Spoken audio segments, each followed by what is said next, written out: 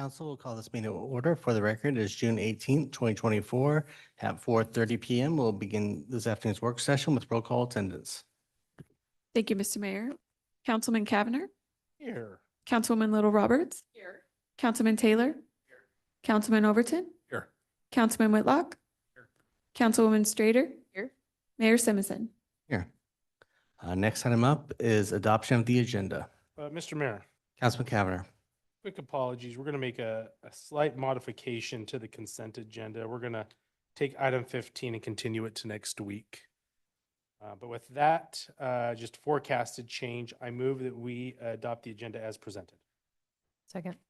I have a motion and a second to adopt the agenda as presented. Is there any discussion?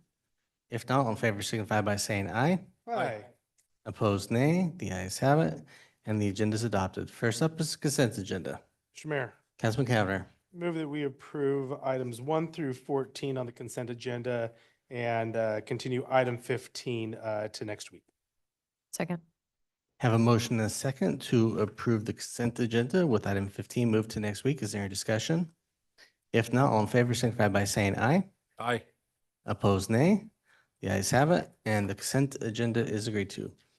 There were no items moved from the consent agenda, so we will move on to item 16, which is Department Commissioner Report. First up is the Idaho Humane Society Fiscal Year 2025 Budget Contract Presentation. Chief, do you want to introduce this at all before we get going? Okay.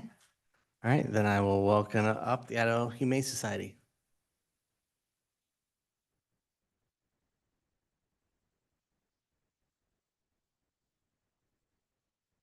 Got it. Yep, it is up. Good afternoon, Mayor and members of the City Council. My name is Leanne Gilberg. I am the Chief Financial Officer at the Idaho Humane Society. Also here today is Dr. Jeff Rosenthal, our CEO, Craig Nixon, who is the Director of our Animal Care and Control Services, and Chris Schaefer, who is our Chief Operating Officer. He oversees the animal care portion of our operations in the shelter. We thank you for having us here this afternoon. We are proud to serve the citizens of Meridian, and we value our relationship with your city. We also value the positive working relationship that our officers have with your police officers. So thank you to the officers for working with us. Just wanted to give you a little bit of an idea of what we have been up to at the Idaho Humane Society in the past year. This is outside of kind of the scope of animal control, but to give you an idea of who we are and what we're doing. We saved 9,636 pets last year. Our save rate for dogs is 94%. Our save rate for cats was 95%. And those numbers allow us to be considered a no-kill shelter, which is a great accomplishment for us. We've been that way for several years. And if you've been around the valley for a long time, you'll know that that wasn't the case 20 or 30 years ago. So we're very proud of that designation. We also reunited 1,464 lost pets with their owners and spayed or neutered 9,833 pets, preventing unwanted litters. We provided veterinary care to 10,418 privately owned pets from predominantly low-income households, and that was in our public veterinary hospital. And we supplied over 68,000 pounds of food to members of the Pet Food Pantry and Meals on Wheels for Pets programs. So we do a lot of helping in our community. And the majority of these efforts were funded by charity and our own internal efforts. They were not funded by animal control activities. We account for those separately. But again, just thought you'd like to see some of the good things that we're doing. Specifically related to Meridian, we responded to 1,321 calls or incidents last year. We issued 18 citations for animal code violations, 178 barking dog letters and warnings, 53 issues notices for dogs at large, 95 warnings for other animal code violations. We like to, I guess what you would call do community policing. So we educate when we can rather than cite. Our first the first thing that we'd like to do is try to educate people. So our officers educated 326 times rather than citing people in the community. We handled 1,691 animals from Meridian. We impounded 1,203 animals, and we returned 278 animals to their owners. We have animals that come to us from Meridian from many different intake channels. So I thought I'd just give you a preview of a few of those that came in. This is Hurley. He's a 10-year-old that was brought in by animal control. He stayed with us for 4 days and then was returned to his owner. These two little guys were brought in for protective custody by animal control after their owner passed away. They stayed with us for 5 days, and then they were reunited with a family member who took them home. This is Brody. This was a sad case. These people had to surrender their puppy because he was very ill and they couldn't afford the care. So we kept him for 8 days. We used grant money to provide a life-saving surgery for him to remove a foreign object that was lodged in his intestines. And then we returned him to his family at no cost to them. And this is Tuna. She's still with us. She was 22 days old last week. She's going to be with us for about 6 weeks. She came in with a broken leg. Animal control brought her in. And she'll stay with us until she grows a little bit, gets old enough to be spayed, and get her vaccinations and her microchips, and then she will be adopted. So you can see that these all came as a result of our relationship with you as through our animal control contract services. And as you probably know, we provide services for all of Ada County pretty much, with the exception of Garden City. We only have a sheltering agreement with them. We don't do any enforcement, basically. In relation to the big picture, to give you an idea of where Meridian falls in that bigger picture, Meridian made up approximately 27% of the population that we serviced last year and counted for about 22% of the calls. And your contract fees accounted for just over 22% of what we charged for the animal control contracts. For fiscal year 25, as you can probably see on there, our ask from Meridian is $717,251. That is an increase of 7.25%, but that is slightly less than the total increase in our cost, which we are projecting to be about 9%. We once again allocated the total cost to the various agencies that we contract with using a consistent methodology that combines prior years' population served and calls that come in from the different jurisdictions. The ratios remained pretty consistent over the past few years. Your portion went down just a tidbit because we did add STAR to the pool. It's a small addition, but it did drop other organizations' percentage just a tidbit. And as I'm sure you can all relate to, our costs have continued to rise at significant rates over the past few years. Our increases are primarily due to continued pressure on payroll and the costs associated with the staffing to provide the animal control services.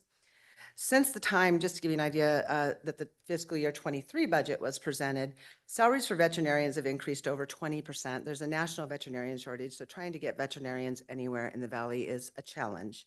Rates for technicians have increased over 15%. Animal control officers have increased over 13%. Shelter staff over 12%. And the majority of these positions pay under $20 an hour. So it's not like we're making people rich working at the Idaho Humane Society. What this graph shows you is in the past 5 years, the wage inflation has been significant, and that is why you've continued to see your fees go up. A new animal control officer started at $13 an hour back in fiscal year 20, and they're up to $20 an hour in the fiscal year 25 budget. And again, nobody's getting rich on $20 an hour. 54% in 5 years, 64% for a mid-level officer, 65% for a supervisor, 38% for a dispatcher. Front desk staff from 1045 to 1670 5 years later, 60% increase. So as you can see, these pay increases have continued to push us to have to increase the fees that we're charging. And in order to be competitive, to be able to hire and retain staff, it's just necessary for us to do this.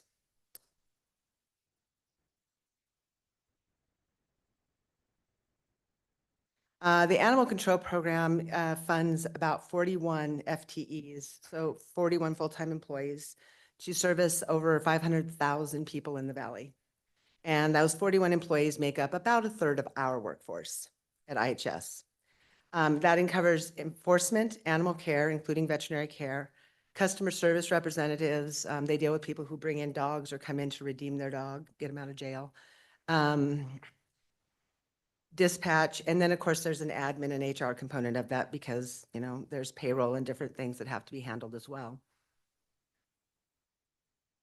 You can see that the total cost for our services based on our expenses, because we do a zero budget, is just over $3.3 million for fiscal year 25.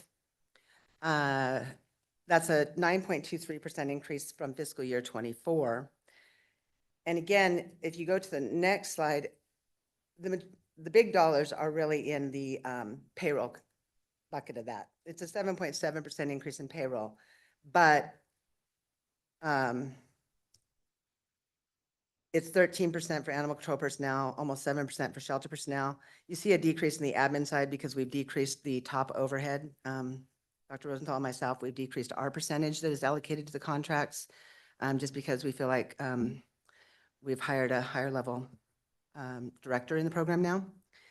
And the operating expenses are up 14%, but that's really only about $100,000 split over, 6 organizations. So we really try to keep our operating expenses, which is your utilities, your insurance, your dog food and that kind of stuff. The increases are minimal. Focus our increases on the payroll to continue to ramp up our staffing.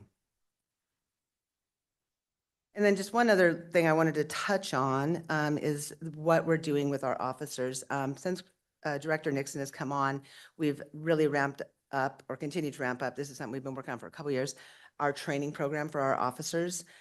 They go through 8 to 10 weeks of field training with an experienced officer. They get certified through NACA, which is the National Animal Control Association. They do level 1 and 2 certifications. They do continuous online classes, in-service training with the Ada County prosecutors. Craig's been having them come in monthly and do training with the officers. And we also do, they do biweekly team meetings on and training on report writing and policies and procedures. And so we feel like we're doing our best to provide a quality service for you guys, for your community. And we do value our relationship, and we hope that you see the value that we bring to your community. Because we do really enjoy working with Meridian. So that is pretty much in a nutshell what I have, if anybody has any questions. Thank you. Council, any questions? Mr. Mayor. Councilwoman Schrader. Yeah, maybe I can kick a couple things off. Would you mind going back to the slide on the details for the budget increases? Yeah, if you could just go back a little more. I think it was, keep going. I think a couple more. Yeah. I will. Yeah, I think so. Okay. Mr. Mayor, so help me understand, how you, just for context, I mean, this, I think, in my opinion, it's going to be a really tough budget year for the city of Meridian. So we have increasing costs across the board. We have 18 firefighters that we need to take on their wages and benefits in a couple fiscal years. We're just really stretched thin. So help me understand, how we can get this percentage increase down, what options are available, if any. Is there a way to recoup, additional fees from pet owners? What are you doing to kind of control your personnel costs? I kind of want to get into some of the meat of that.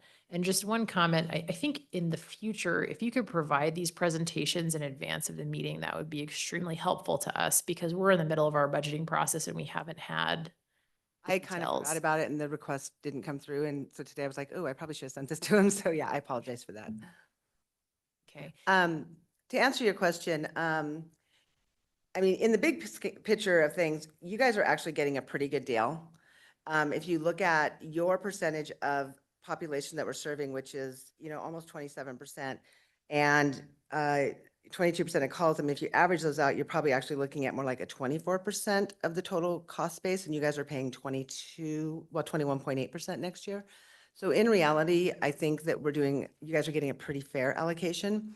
Some of the things that we, you know, could look at, because from as far as the staffing perspective, we are bare bones staffed. I mean, we are trying to get 3 to 4 officers on the streets every day. We have 1 dispatcher every day. We've got 3 people working the front desk, but the number of animals we have coming in and the number of calls that we're getting, we can't cut our staffing anymore. You know, if your police wanted to take on more, like maybe bringing animals to us or something, we could potentially look at something like that where we took some of the enforcement off of our plate. But, you know, when I'm paying officers $18, $19, $20, $21 an hour, we're having a really hard time hiring people and keeping them as it is. I've got so much pressure on payroll costs that I'm pushing constantly to reduce our like benefit costs and trying to keep those costs down. There's just not a lot of wiggle room in the personnel budget, and personnel is 75% of the animal control budget. 75% of the costs of animal control services is personnel and payroll related. We can, you know, we can look at it, but I just don't, off the top of my head, I can't think of anything that's going to reduce that significantly. Mr. Mayor. Councilwoman Schrader. Yeah, and I think, again, I think that speaks to the importance of providing the details around your operating budget. You know, we're outsourcing basically a city service to you. The city of Meridian has a very conservative financial philosophy, and I think some of the things like new vehicles, things like that, we need to dig into some of those details. To give you a feel for new vehicles, they cost about $100,000 each. City of Boise bought 2 vehicles and basically provided them to us 2 years ago-ish. We bought one. We then bought another one, and we've got another one on order because the ones that we have literally have over 300,000 miles on them. 2 of them that we have on the road still are ones that we got from your animal control when we took it over. We bought 2 of your guys' vehicles, and we are still running them. So they're kind of like, can we please get something that's more reliable? So after this round that I just ordered, this last one, I think we're probably done purchasing vehicles for a while, but I don't even bill those out in the contracts every year. I split it over 3 years. So the portion of those costs that you're paying 20% of a $100,000 vehicle over 3 years. So it's pretty small dollars. Mr. Mayor. Councilwoman Schrader. Yeah, so I don't know. I just want to go through and understand the history, but I think, we had a 4.52% increase year over year the previous year. Then it was a 7.18% increase year over year. This is close to a 7% increase.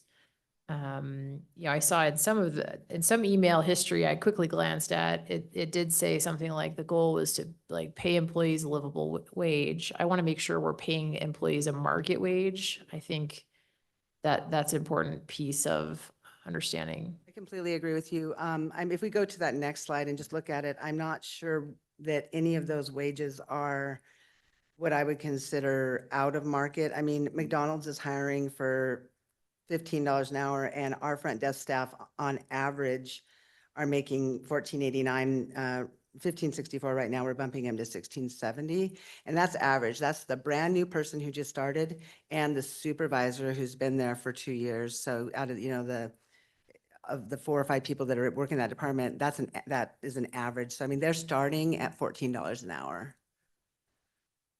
Okay.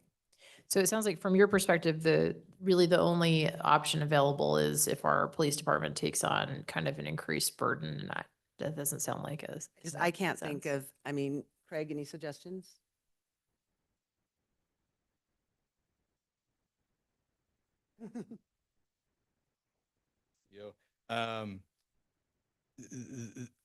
So this is a consolidated contract, even though it doesn't come in as a consolidated contract among all the different municipalities in Ada County. So everyone's sort of buying into the same system, the same service levels, and they're all paying a proportional share. So that benefits you tremendously. Leanne mentioned bringing on STAR, so that that proves the power of not duplicating services and rather spreading the cost out among all the different communities. One of the issues that occurs, however, when we get into individual negotiations is that because it is a combined contract, we have a lot less room to change things because everybody else is also budgeting in under that service contract. So a number of years ago, before we moved to a two-facility model, we met with all of the municipalities for a year before making some major changes to the animal control contract. One of the things that was discussed at that time, it was actually a suggestion of ours, is to form a kind of a joint powers agreement among the different municipalities so that these sort of details could be worked out earlier in the year amongst the entire group, because what happens in Meridian actually impacts Boise and impacts Kuna and vice versa. So it's very hard for us to sort of individualize, craft a kind of an a la carte contract with one community, Garden City being really the only one right now that has that, but they're doing all the enforcement. So that's something to consider, in that this is one of those services that doesn't make sense for a community to do on their own because the costs then just completely skyrocket. It's something that works because all the communities are buying in and they're only buying a portion of each employee versus having to employ by the entire employee. So I think one of the things that could be explored in future years would be greater coordination among all the different communities, rather than us individually going out and pitching these contracts individually. We had a consolidated contract for a couple of years actually, where everybody signed on. That's gone by the wayside. Thanks. That's it for now. Thank you. Mr. Mayor, Mr. Mayor. Councilman Cavanagh. Mr. Rosenthal, I may have another quick question that you may be really well equipped to answer for me. If we could jump back one more slide, it's what kind of piqued my interest, which was, I think calls by calendar year. And so when I look at this, I look at fiscal year 20, 1,800 calls, fiscal year 23, 1,300 calls. Our population has grown a lot since then.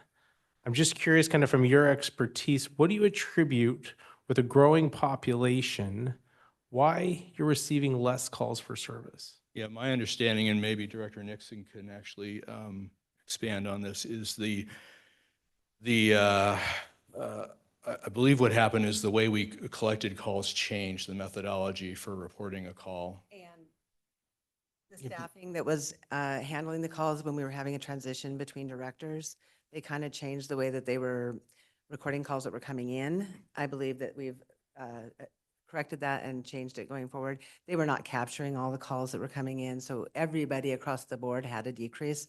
So if you were to look at, if you can see it there, that you guys weren't the only ones that had a decrease, because the total number of calls went down as well.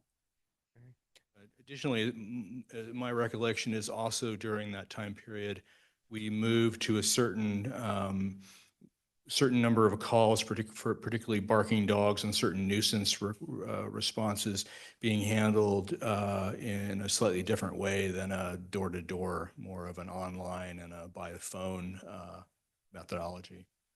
So they're not, unfortunately, they're not directly comparable from previous numbers. Mr. Mayor, Councilman Cavanagh. I guess then that brings a question. Are there other numbers that are on here that maybe shouldn't be comparable then, that have been included as? No, I think that's the only thing that we ever changed. Okay. And then, Mr. Mayor, Councilman Cavanagh. do you know, because it's not reflected here, what is the total calls for service that you provided to all jurisdictions? That's 5,934, I believe. If it's on there and I missed it, I'm really, really sorry. It's down there, the third from the bottom. Oh, total calls by calendar year. Thank you very much. I totally missed that one. Thank you. I think that's good for me. Thank you, Mr. Mayor. Mr. Mayor, May I just add, I do apologize that this did not get to you guys earlier. We did submit a budget on January 31st, but I'm not sure who that went to. It may not have made it to the council, but I will definitely make sure you get it earlier in the future. We received the budget. I think it's the presentation with all the backup information.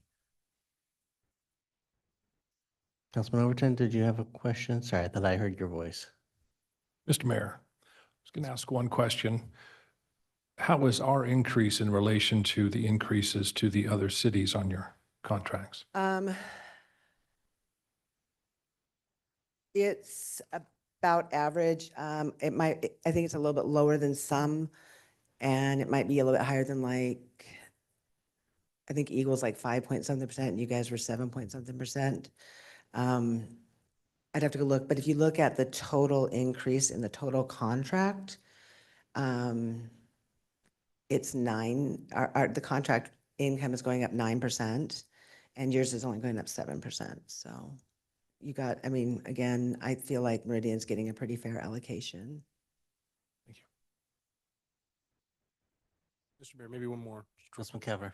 And because this is, I think kind of the mayor's point, we get the numbers and part of the presentation is to get the story and help us understand. And so I apologize. This may come across as an ignorant question, but I might need you to walk me through it because I think you heard Councilmember Strader speak to it. Obviously, we're very sympathetic to the cities about being able to pay, market wages. And so that is a consideration certainly that you guys are trying to explore. And so I look at it a little over $500 per call, Meridian or region wide. About 12, 13, almost $13,000 a week for Meridian. Which if you're paying somebody $21 an hour, I'm just trying to figure out, understand what is the city of Meridian taxpayer that's going to pay $500 and something per call. Where's that money going to? Councilman and Mayor, I completely understand where you're going with that. Let me give you a little bit better background of what that includes. It's not only the officers going out on the calls. There's the people who sit at the front desk. There's the veterinarians who spay and neuter and vaccinate the animals that come in. We split, just so you know, like Dorman, that facility, since we moved part of our operations into our Bird Street facility, is now allocated 60% to the animal control contracts, and we pay 40% of it. That's based on consistently, and we update it every year, the number of animals that we bring in as like owner surrenders or transfers in versus what's brought in through what we consider to be animal control related activities. So for an animal control officer, the contracts are covering 100%. They're covering 100% of their costs. They're covering 100% of their vehicles. Their animal control contracts are also covering 100% of the dispatchers and the front desk staff. They are only covering 60% of the kennel workers who take care of the animals. A portion of an allocated portion of the veterinarians and the technicians. They are paying a portion of like our media, like I think a third or something like that of our media person, because we're constantly dealing with the angry person who is mad about something that happened with an animal control officer and they're having to deal with that. And so because I pro rata any administrative type costs, a third to animal control and 2/3 to IHS. And that's based on the fact that about a third of our employees are related to the animal control functions if you do it on an FTE basis. So besides the actual salaries, there's the uniforms, there's the insurance, there's the power, there's the vehicle costs. Basically everything that you would need to run an animal control operation standalone is what we put into that bucket. Some of it 100%, some of it on a pro rata basis. That kind of answer your question? Mr. Mayor. Councilman Caver. It provides, I think, a good explanation to all the resources that are involved. I guess, candidly, I'm still struggling because it's not just the Meridian portion that's paying for that. It's the totality of all of the users that are contributing to that. And so you've got, again, political science major, so not great at math, 114 calls a week.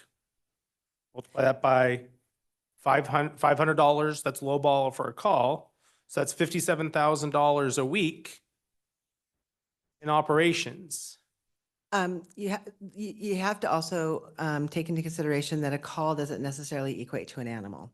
So besides the calls, we also have, sorry, give me just a second here. I don't even have it with me.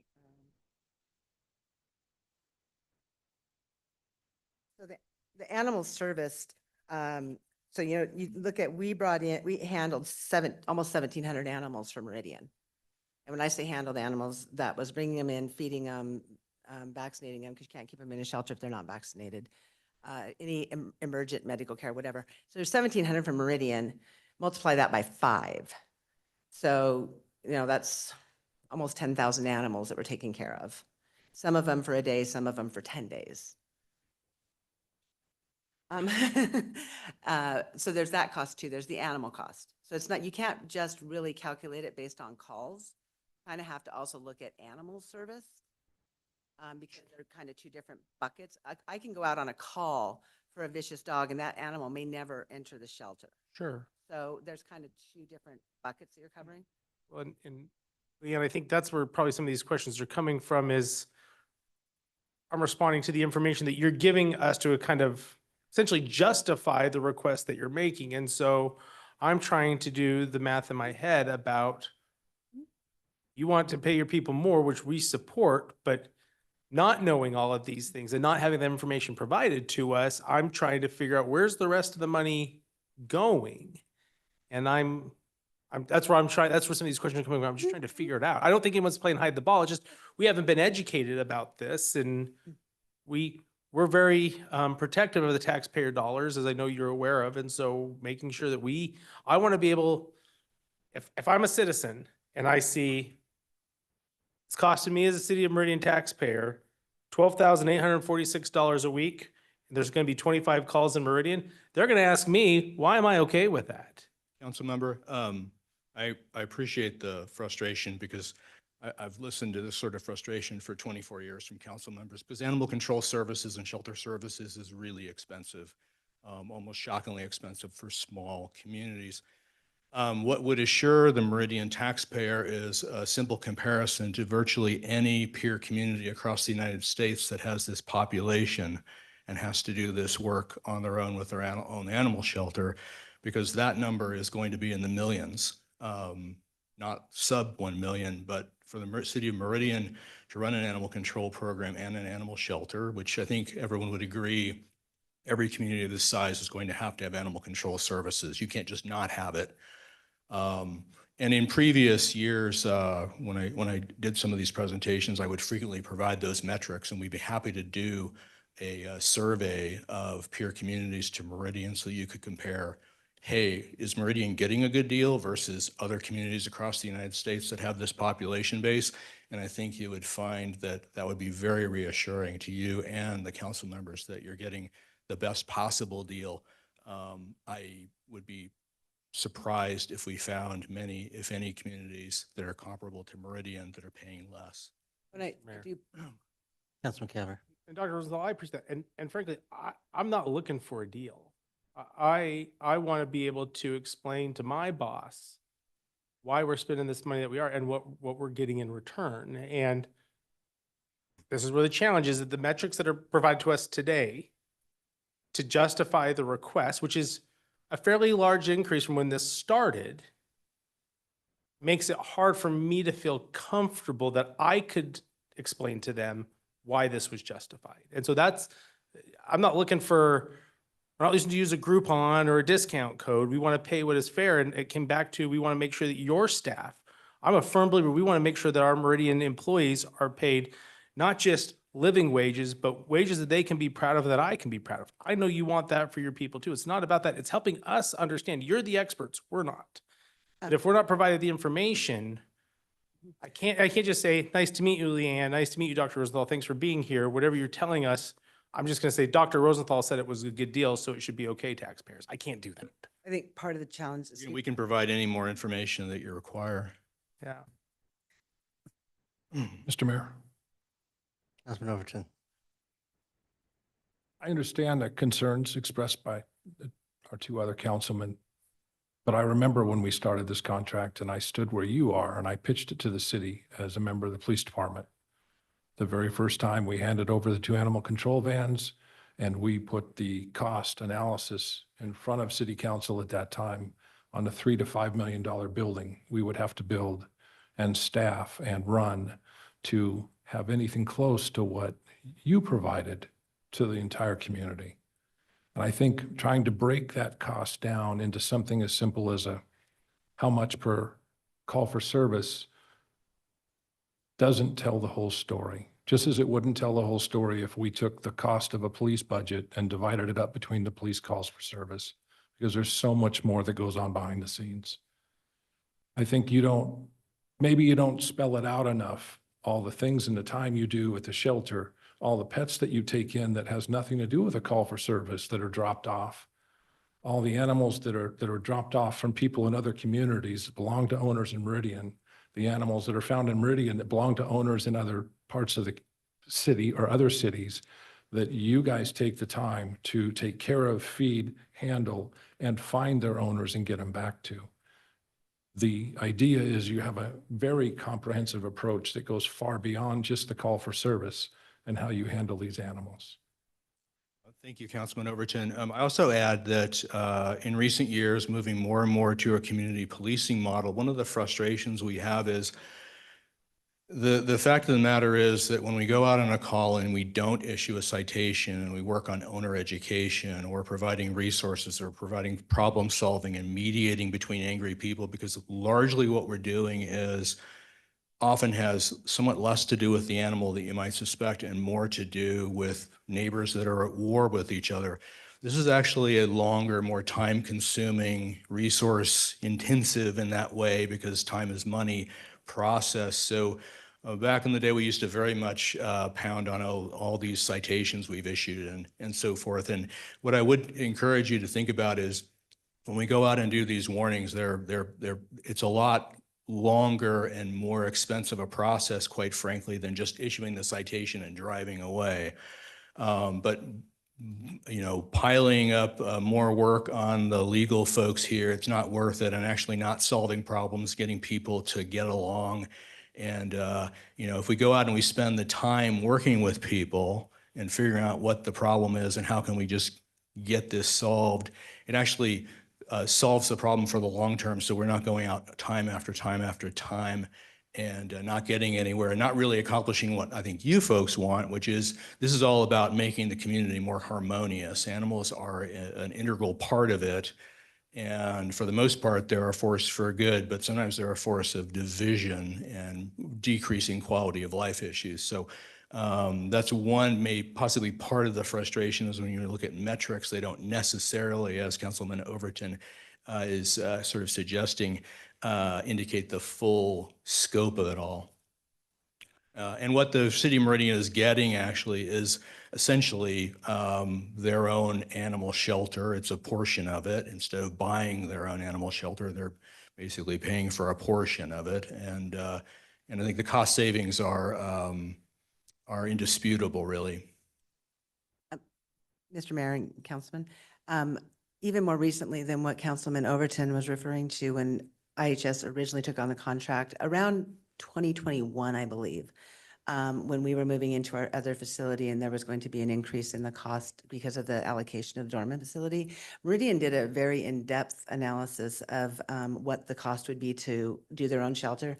And they quickly determined that it was much more cost-effective to continue to contract with IHS, if that helps. Mr. Mayor, Councilwoman Schrader. just to chime in, I know the finance department is willing to, as they do for all of our budgeting requests, they're happy to update that analysis for us each year, that it does show a cost savings, but they will be happy to provide that. I think it would be very helpful to sort of break down the cost per call for future information, just the cost per call, what percentage of that is allocated to different, personnel, overhead, whatever it is. And then I think if you could compare Meridian to the other cities on that basis, I think that would be helpful for us so that we can kind of understand how that's kind of playing out. Councilwoman, when you say compare to other cities, are you talking about financially or calls? Because we issue a report every January, and again, I can get you a copy of that, that shows all the different contracting agencies and what calls they've had and how many animals we've handled, and it has all of those in it, and we issue that every January. Mr. Mayor. Councilwoman Schrader. Yeah, I think all the information is helpful, but I think, breaking down the cost per call per city, I think would be also enlightening for us so that we can see, if, I understand how you're you're allocating, you're trying to allocate your contract between the different cities, it sounds like based on the volume, right? But I think it would be helpful to double check, is Meridian getting a good rate on a per call kind of basis compared to the other cities? Any kind of, those sort of metrics I think are helpful. And, I mean, I get it. The personnel costs, like we really do understand because we're facing a similar, we face similar dilemmas here, especially with inflation, but again, like we have to do the same thing. Like we're really stretching to control our own costs, in every kind of facet. So, I expect you all to do the same. And if you provide us, more detailed information about your operating budget, then that allows us to, provide helpful suggestions as well. I do appreciate that, and we can do better with that. Mhm. One of the parameters that typically when we do these type of comparisons is cost per capita. And you will see that at the bottom of, I don't know what page it is. It's a page with the Meridian cost share portions. You can see that your cost in fiscal year 20 was $4.43 per capita. In fiscal year 23, it was $4.51 per capita. And I'm guessing it's going to be right around that. It says 482 in fiscal year 24, but that's without increasing the population base because we didn't have the updated population numbers. So the cost per capita has continued to stay relatively stable. Mr. Mayor.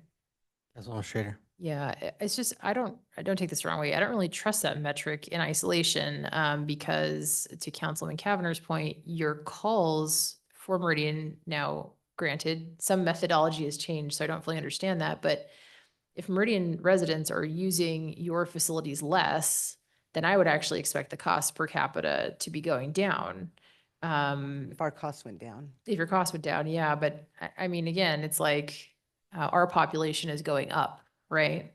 Like our population has expanded dramatically. So I would still expect the cost per capita to start going down because we're spreading a bunch of overhead across a bigger base of population.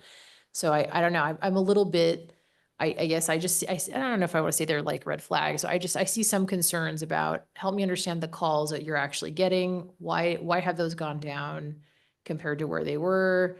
And try to compare on some kind of a basis that's fair, which I think cost per call would make sense. And I don't even know what the answer is. I just want to see it. What's the cost per call per city? Break that down into some different components and provide a more detailed operating budget. I mean, that would be very helpful. And I sympathize. I mean, driving a vehicle 300,000 miles stinks, Strader family uses Mint Mobile and I've got a computer that it's 10 years old and I'm hoping to make it to 15, so I get it, but we all have to control our costs in this environment. I mean, and the tax, to Luke's point, it's like the taxpayers are going to ask us these questions. So we need to have a good answer. Thanks. Mr. Mayor, just one more, if I may. Councilman Cavanagh. Along with that information, I think it'd also be good to get an average call time. What is the response time to Meridian and how does that compare with the rest of the region? That was something I had real concerns with about a number of years ago. I was getting a lot of complaints. I haven't got those anymore. So my hope is, hey, you guys have addressed that and it's went down. Again, having less calls to Meridian than you had maybe 4 or 5 years ago has probably also freed some of that capacity up. But I'm very interested in understanding, to Dr. Rosenthal's point, if we all are in this together, then I want to make sure that our Meridian residents are getting the same type of response as our neighbors in Boise, as our neighbors in Star and Eagle, that we're all getting the same level of service if we're all being asked to pay the same amount. We do provide that information monthly. Council, any additional questions? All right, thank you very much. Appreciate you being here. Thank you. Okay, next item up is item 17, which is Valley Regional Transit Update and Fiscal Year 2025 Budget Requests. Welcome Elaine to the podium. Thank you. It's a pleasure to be here. And I have behind me Kate Dahl, who's our principal planner. Somebody, the supervisor of Stephen Hunt, gave him a vacation and he's off on his way to Europe, so he's not here to help us today. But Kate will fill in very well, I'm certain. Really appreciate the opportunity to come talk to you about our budget. Sorry. I'm trying to, there we go. So I'm going to give you an overview of the budget process that we follow, a little overview of VRT, what we've been up to, the services that you all get from us, the ridership that corresponds with that, and then go into our budget request. So the 2025 budget request, and you should have received these numbers some time ago, but oops, I went the wrong direction. There we go. You did not receive this presentation, and next year we'll try to get it to you earlier. Did want to talk a little bit about the timing of the process and some changes that we've instituted. Used to be that you would simply get the budget request and not much else. I sent a letter to all of you in April. I'm hoping that next year will come in March.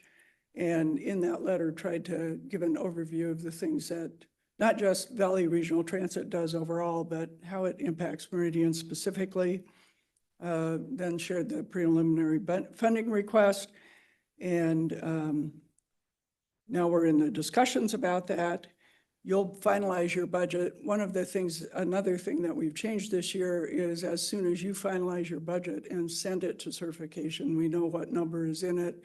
We'll send a cooperative agreement draft and ask that you finalize that once your budget is certified. So that we actually have a certified budget before the fiscal year starts instead of after. Would be nice. So an overview of what we do. VRT has 43 direct staff and 149 contract staff. We have 4 facilities, including the administrative offices here in Meridian, the base in Boise at the airport, at Orchard, and in Canyon County at Happy Day, and then, of course, Main Street Station in downtown Boise. We have a fleet of 45 large buses and 39 smaller buses. We also have a fleet of 25 vans and 16 support vehicles. We have increased ridership since COVID by 19% as of last year. As we look at this year's numbers, we're confident that by the end of 2024, we'll be above the numbers that we had pre-COVID. Really, really excited about that. We provide fixed route services and on-demand services. I'll talk about those. We also provide paratransit services to persons with disabilities. And this year we started a new service called Beyond Access, which is for both older adults and persons with disabilities who are outside the access service zone. Again, really excited about that. Other things that particularly are of interest in Meridian are the Village Van, the Rides to Wellness, some of the transit connections and Lyft late night rides, as well as opportunities to participate in our transportation demand program, which allows employers to buy passes for all of their employees. So a week and a half ago, we did a big service change. Some of you may have noticed. We have new signs everywhere. But most importantly, we've consolidated services into more frequent services in the places where we know we have people. We've increased trips between Meridian and Nampa and Boise. I'll show you in a minute why we are really excited about those and what we think they'll do. And we've upgraded our branding, new sign blades and information holders at all of our stops. So these are the new sign blades. Some of you may have seen them on some of the stops around town. Next to it is an information sheet. It used to be when you came to a stop, you maybe saw the sign. There was no other information. Every stop now has this information sheet, which tells you what route is being served there or routes, and the stops along that route. Gives you a QR code to go for more information, tells you what the fare is, all of those things. This is a really exciting upgrade that we're pretty proud of in the system. We've gotten a lot of good feedback already. In addition, and you'll see this in just a minute, we redesigned all of the brochures. Those brochures also have a lot more information on them. So one quick thing about this sign, you'll notice that it has this stop ID number. Previously, if you were at a stop and you called customer service, you had to try to explain to the person where you were. Let's see, I'm at the corner of, I think it's South and East. Now you just say, oh, I'm at AB 211. And customer service says, oh, I know exactly where you are. It's really, really helpful. The routes are shown by color according to frequency. So anything in green comes every 15 minutes, at least 4 hours a day, most of them 6 hours a day. Anything in white and blue comes either every 30 minutes or every 60 minutes, but all day. And anything in purple is peak hour only. So again, at a glance, you can say, here's what I can expect at this stop. Meridian used to have the Route 30, still does. We've changed it up a little. It also has the 40, the 42, and the 45. What's not on this one, I apologize, we missed that. New route that serves between Town Square Mall and the Village, Route 24, we'll talk about it. And then all of these specialized services, which also move a lot of people around Meridian. Here's an example of the new brochures, new timetables, new maps that show all of the stops. The old maps didn't used to show that.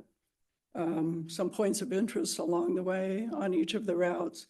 Then on the other side is information about how to use the bus system that's a lot more detailed than we used to have.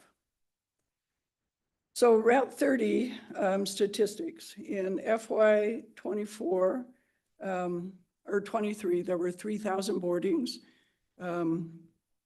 It's growing. It's been a little slow, but given how it started with COVID and everything, we're actually pretty pleased with it. I'm sorry, FY 25 is the 3,000 boardings, and I'll explain to you why that's lower. FY 23, which is the year we have final numbers for, we had 5,219 boardings. And again, as I say, that's been growing, maybe a little lower than we'd like, but getting there. With the service change, we combined it in a sense with the 45. So the 45 now goes all the way from downtown Boise to downtown Nampa. It follows the Route 30 through the middle of Meridian. And between the Route 30 and the Route 45, there's service every half hour, every 30 minutes for 5.5 hours a day. That's a big change. We think overall in aggregate that there will be increase between the two routes of 52% in boardings. And we expect a lot of those to be in Meridian itself. So last year, the Route 45 had also had about 5,200 boardings. With the new Route 45 combined with the 30 again, in aggregate, the two will be 16,000 boardings a year, according to our projections. And that ridership increase is pretty dramatic. Pretty excited about this. What the Route 45 does is offer residents of Meridian direct access to CWI in downtown Boise in ways that they didn't used to have it. Would take a transfer in most cases to get to many of those places. The Route 24 is the new route that serves between Town Square Mall and the Village. This is service hours that used to be fully within Boise. Oh, I might note before we leave this. So you'll notice that your service assessment is actually down a little bit. And that's because we moved trips to the Route 45, which also is paid for by both City of Boise, CWI, and the City of Nampa, as well as Meridian. And so your share of your costs on the 45 went down. The 24 is mostly within Boise. It is service that used to be fully paid for by Boise and went in the West Valley neighborhood from the Town Square Mall to the Idaho State Campus. We're now serving that campus from the Chinden route and the Glenwood route, and instead moved this service east-west between the Town Square Mall and the Village. It'll run every hour all day. So it's not real frequent service, but again, it's consistent service for residents of the city of Meridian who need to get into Boise. Once you get to the Town Square Mall, you can see there are connections to routes that go all over the city. So again, pretty excited about this one.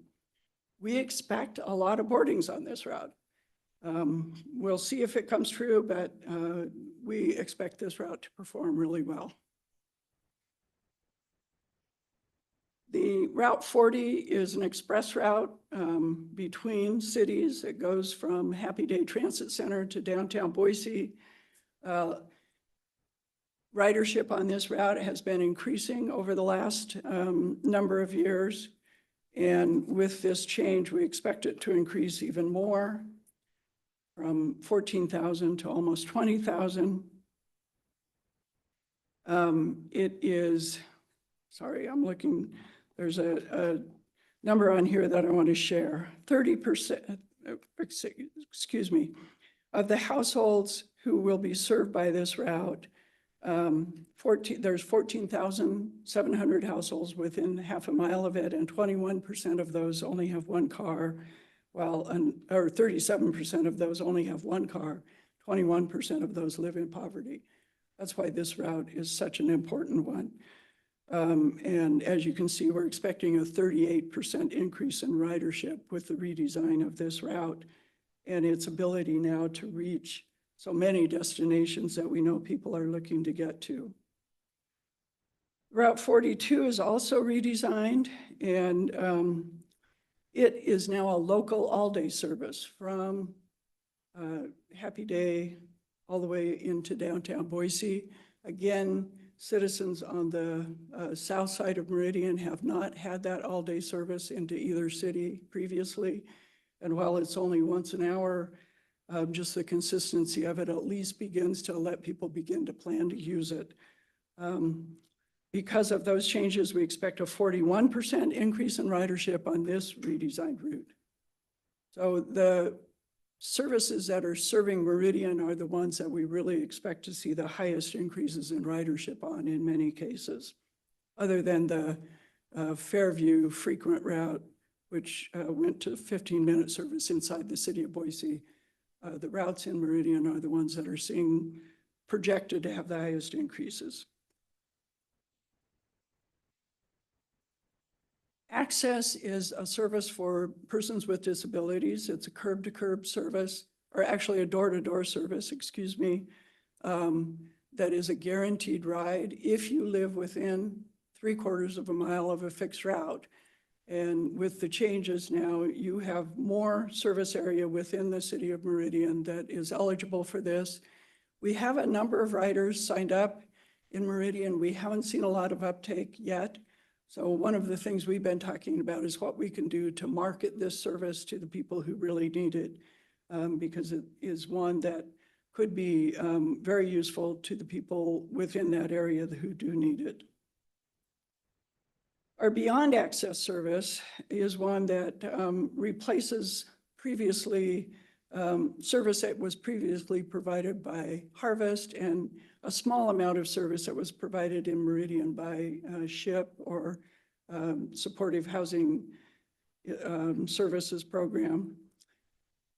Those, together, those two programs provided together, those programs as well as other senior centers across the valley and Metro Community Services provided 31,000 trips last year. So the changes this year are that Valley Regional Transit is directly operating the services that used to be provided by Harvest and by SHIP. The Meridian Senior Center, as you'll see in a minute, still provides separate service on its own. We also provide services that used to be provided by the Star Senior Center, the Eagle Senior Center, and Metro Community Services is the partner in this. The result of that, instead of having very discrete, small service areas, is that a person can travel all the way from Southeast Boise to almost Parma on this service. And that previously wasn't available. The beauty for Meridian, being right in the middle of the valley, is now your residents have access to almost anywhere in the valley on this service. It is a qualified service. You have to be an older adult or a person with disabilities. But if you are qualified and you live outside of regular access service area, you can use the Beyond Access services. So far, we've provided, since January, 14,467 rides on this service. 3,335 of those have been within Meridian. So again, pretty excited about this service. The Meridian Senior Center continues to provide services to seniors in Meridian. You don't pay for any of that. Area Agency on Aging provides the local match, which is about $18,000, a little more than $18,000, and Valley Regional Transit provides the federal match for that, which is $73,000. So you get almost $90,000 worth of services from this that moves older adults around the city. Last year, there were a little over 8,000 boardings. Lyft Late Night is a service for particularly service workers. It's an income qualified service. If you can get to or from work on a regular fixed route bus, and you qualify income wise, you can use this service to get a lift home or two for only $3 if it's anywhere within the service area shown.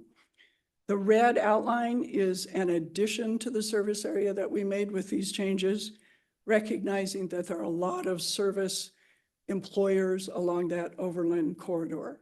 And so this new service will serve that corridor, we think, quite well. Here's an overall view of the ridership and the ridership as it was experienced in Meridian on the routes that serve you. So in 2023, out of 112,000 total rides on the services that somehow touch Meridian, almost 40,000 of those rides were Meridian residents. We think you're getting a pretty good deal for the services that you're paying for. So our budget request this year, our assessment is broken down in 4 different ways. The general assessment is regional overhead that pays for the administrative services, planning, those kinds of things that happen over at this office here in Meridian. As you can see, your general assessment actually went down a little bit last year, even though your population grew, because it is a calculation based on both population and service miles and service hours. And because of the change in service hours on the 30 and the reduction there, you guys are actually going to pay just a little bit less for that. Your service assessment similarly went down for those same reasons. The capital assessment, we don't have a lot of rolling stock or other capital that we're buying this year. I would note that I'm trying to figure out a way to normalize the capital assessment so it isn't so lumpy. It's down a little bit this year. One would expect it'll be up next year if, as a result. So over this next planning year, I'm working with staff to see if we can figure out a way to normalize that. Where there is an increase is in the services, the Beyond Access, Rides to Wellness, the rides to the VA shuttle, and, sorry, there's one other that's included in that, and I'm forgetting what it is.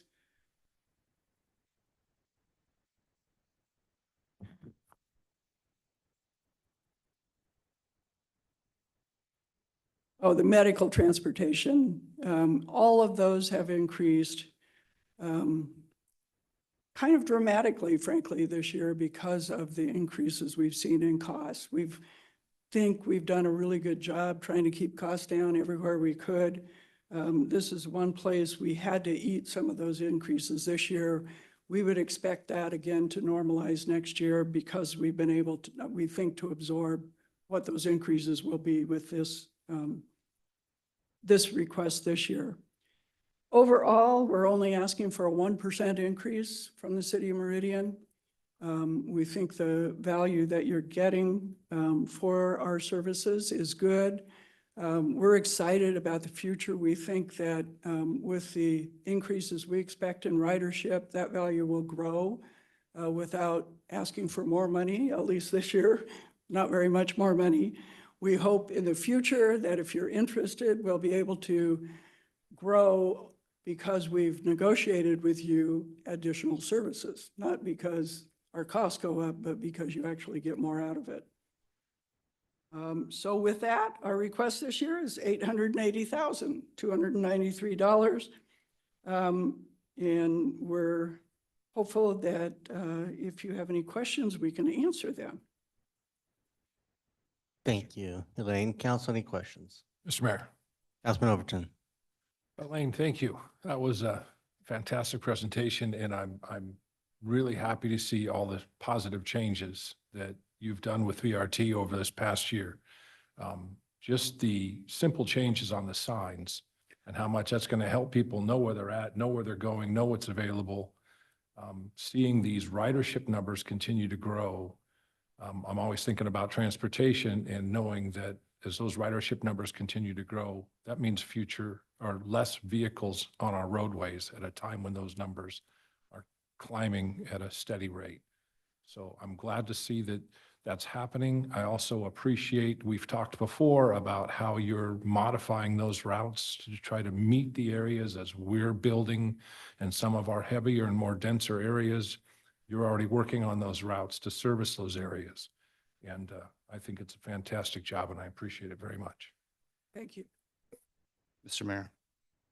Councilman Taylor. Thank you. And first, let me say congratulations on your nomination. It's a Senate confirmed position, right? Thank you. Yeah, that Senate confirmation process could be a bugger, but hopefully Yeah. it'll go well. Well, I spent 5 years as a Senate staffer, so I know. Good luck. It is the presidential election year, so you might be hanging out there for a while, but I think it's great and congratulations. Hopefully it ends well for you. A couple of questions I just had on the special, how do we pay for the Beyond Access program? And then is that part of this, if you want, could you go to that last slide that you were on? So the special assessment line where it says it's negotiated, can you just explain what that is? And then like some of these programs like Beyond Access, is that part of that budget line? And just kind of, if you can elaborate a little bit on that. I will, and I don't know that I have too much more detail than what I can tell you in terms of what it is included in that as well. So the negotiated special assessment includes Beyond Access. Beyond Access is paid for in part by the Area Agency on Aging. We get a grant from them. Our grant this year was down $100,000 overall across all of Ada County. Ada and Canyon counties, frankly. And so part of what you're doing is helping make up that difference. Part of that comes from the feds, part of that from the state. But without the full local match, we would not be able to maximize the federal money that we have and provide as much service as we would otherwise. Rides to Wellness is paid for by the healthcare service providers. It's seen a dramatic increase in ridership, and we're not asking you for any more money for that, but As a result, some of the rides that might have gone on it are going to beyond access to the VA service and the medical transportation services, which you do help pay for. All of those have gone up, not just because the costs are up, but because the number of rides we're providing is up. Mr. Mayor, Councilman Taylor. one more follow-up. So one thing that's kind of interesting, and I think I'm seeing this a little bit in some of these new services. One of the challenges with a public transportation system is the convenience for people. I lived in Washington, DC that had wonderful, but it was still really inconvenient, right? I got on a bus, took me to the metro. In the summer, I would just sweat in the humidity. It was lovely. Great system, still kind of inconvenient. Obviously, that's one of the challenges probably with ridership is if you live close to walk, that's great, but a lot of people don't. So one thing I like what I'm seeing is like the late night lift guaranteed. I think that is really smart, kind of an innovative approach. Some of these other programs, because I see, to me, the future of public transportation, it's hard for me to envision the public transportation system that we have today in 20 years being the same. I see almost like a switch where instead of trying to get people places, services, jobs, groceries, things are being brought to people. So I think supplementing a transportation system that focus on where the people live, main corridors, as many people as you can, but then connecting people to the routes with these sort of innovative approaches, I guess. So I guess my question is, I'm fascinated with the idea of leveraging Lyft, Uber, other rideshare services as a way to get people to that, because I think that would really dramatically help. If I could call an Uber and I could get to a bus station in a few minutes and know that I'm going to get there a few minutes before and it picked me up and take me, I would be much more likely to use it. So could you speak to that a little bit and kind of some of your thinking and where things are going with that? Sure. So if I had my own computer with me, I'd flip to a slide from another slide deck. The city of Boise was able to go after a grant, and I believe that grant was through United Way, but I may be wrong. I can't remember for sure. And with that grant and some money from the city of Boise, in addition to Lyft Late Night in Boise, we also offer Lyft Connections. And Lyft Connection is for $2 up to an $8 ride total. You're guaranteed to be picked up within a 5-minute walk of wherever you are and dropped off at the nearest large transit stop, not just any transit stop. We've got 57 in the Boise system that we've chosen. That service used to be very narrow. When we made this service change, we more than doubled the service area of the Lyft Connections. And as a result, we're already seeing a big uptick in use getting from wherever you are to the convenient transit, so then you can take the rest of your ride. I do see that as an opportunity in the city of Meridian, especially as we've begun offering these more robust fixed route services. At least they run all day, those kinds of things. I think we'd be happy to work with you and your staff to see if there's a similar grant that we could get that might start something similar to that in Meridian if you guys are interested.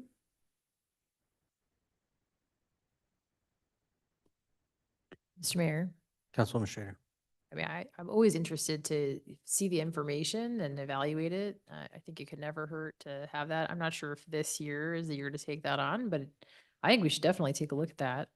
I want to compliment you on optimizing the service for Meridian.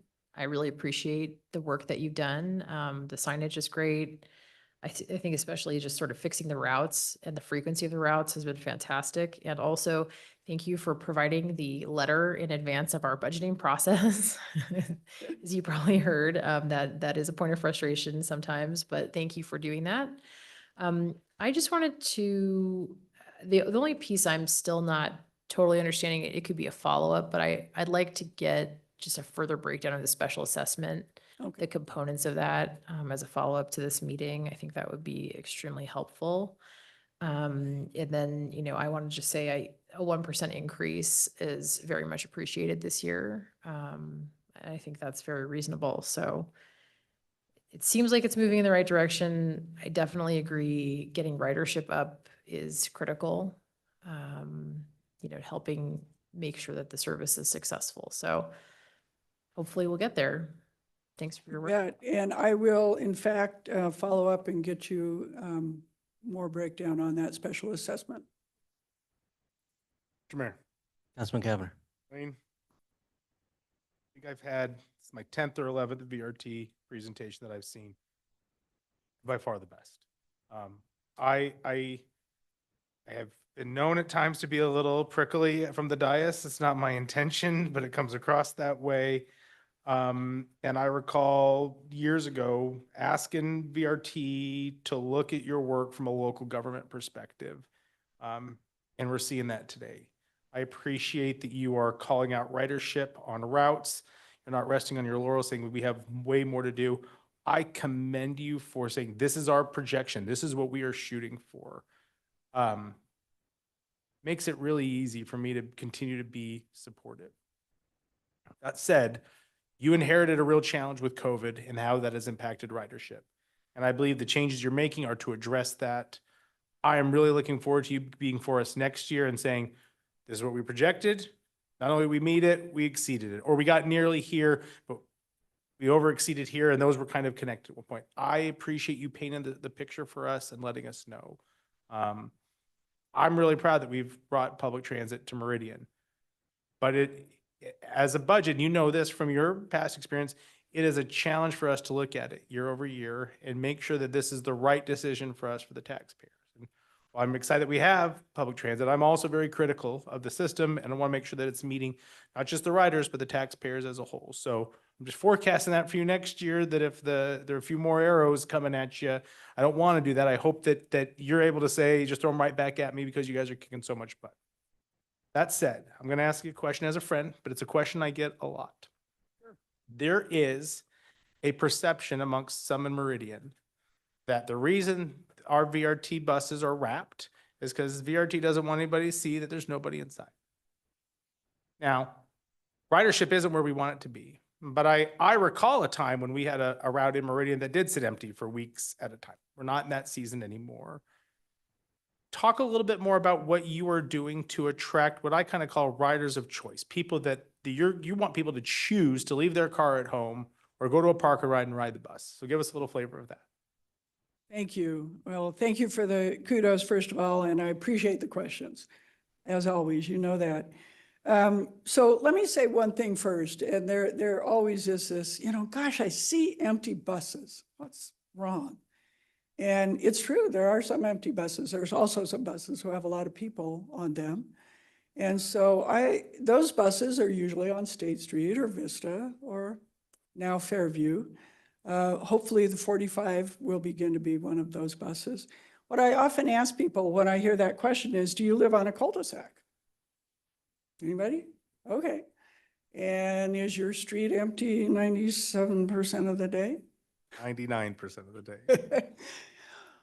Access services require lots of service in places where you don't get a lot of riders that then connect to the services that do. And so in some cases, you'll see buses that don't have a lot of people on them, just like you see roads that don't have a lot of cars on them in those places that are just providing access. On the other hand, on those buses that should be providing a lot of rides, we ought to see a lot of riders. And what we're doing to attract that is lots of things, but you mentioned some of them, the signs. I can't tell you how many people have said, there's a bus route there. I didn't know that. Now I do. How cool. So making it obvious that there's actually a bus route there, giving them information. I used to, my son lives right by the Fred Meyer on Chinden, and I would be there and I'd see somebody waiting at that bus stop, knowing that the only bus that came there was peak hour and it was the middle of the day. There was not going to be a bus. And I'd go talk to him and say, do you know there's no bus coming? Well, it says it's a bus stop. Now, everybody has that information at the bus stop. Once they get there, they can see that. We're doing an inventory right now. Kate is leading that of our bus stops and which ones have the correct amenities, which ones don't. I'm happy to say that the first phase, which is the biggest 100 bus stops, so the ones that serve the most riders, we have a very high percent of those that have shelters, that have trash cans, that have bike racks, that have all of the amenities we'd like to see to really attract riders. The next phase will be bus stops that aren't quite as highly used. And we expect we will see that many of those don't have those amenities. And so previously, VRT had a budget line item for bus stop improvements. And it was just the same amount of money every year and not any real, just as things came up, things would get done, which is not a bad way to do it. But what we're going to look at is over a 5-year period, what are the improvements we know we need to make? How much would those cost if we go after a discretionary grant to pay for those, which I'm confident we could get? How much local match would we need to get all those done? I don't think it'll be more than what we were budgeting previously. I just think it'll be a different way to do it. And we'll be able to plan to get all of those amenities done that we identify in this next phase. We know those amenities make a difference to riders. The other thing we're doing, we're putting art on bus shelters. You guys are getting one very soon, 2 of them actually. It's going to be very cool. I'm very excited about that. In addition, each of the shelters now is going to have a route map. So again, just information. You used to go, you didn't know what routes were there. Now you see the whole system if there's a shelter, once we get that completed. And then finally, we've really leaned into using Main Street Station and the Town Square Mall, and hopefully, ultimately, the Happy Day Transit Center more effectively by increasing the signage there, the wayfinding, letting people know how to use the system. We've applied for a grant at Town Square Mall for bathrooms and a break room for the drivers and en route charging, some things like that. It won't be overnight, but we know all of those things ultimately will lead to more riders because they're more choice riders, because it's more attractive to ride. And hopefully that answered your question. Mayor, Councilman Whitlock. Mayor and Elaine, can you just give me a general sense of what the local match is when you go after these federal or state dollars, just a percentage on average? Sure. And it's good to see you, by the way, and congratulations. I haven't seen you since your appointment. So great to see you here. I know you'll do great as in this phase of your public service. So local match on capital projects is 20/80, unlike highways, which is 7 3/4 and 92. And so buying buses, buying shelters, doing the bus stop enhancements, those kinds of things.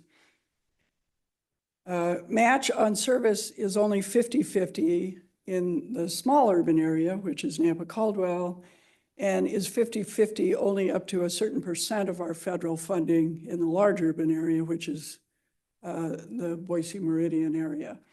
So overall in our budget, we get close to 14 million a year from local cities and counties.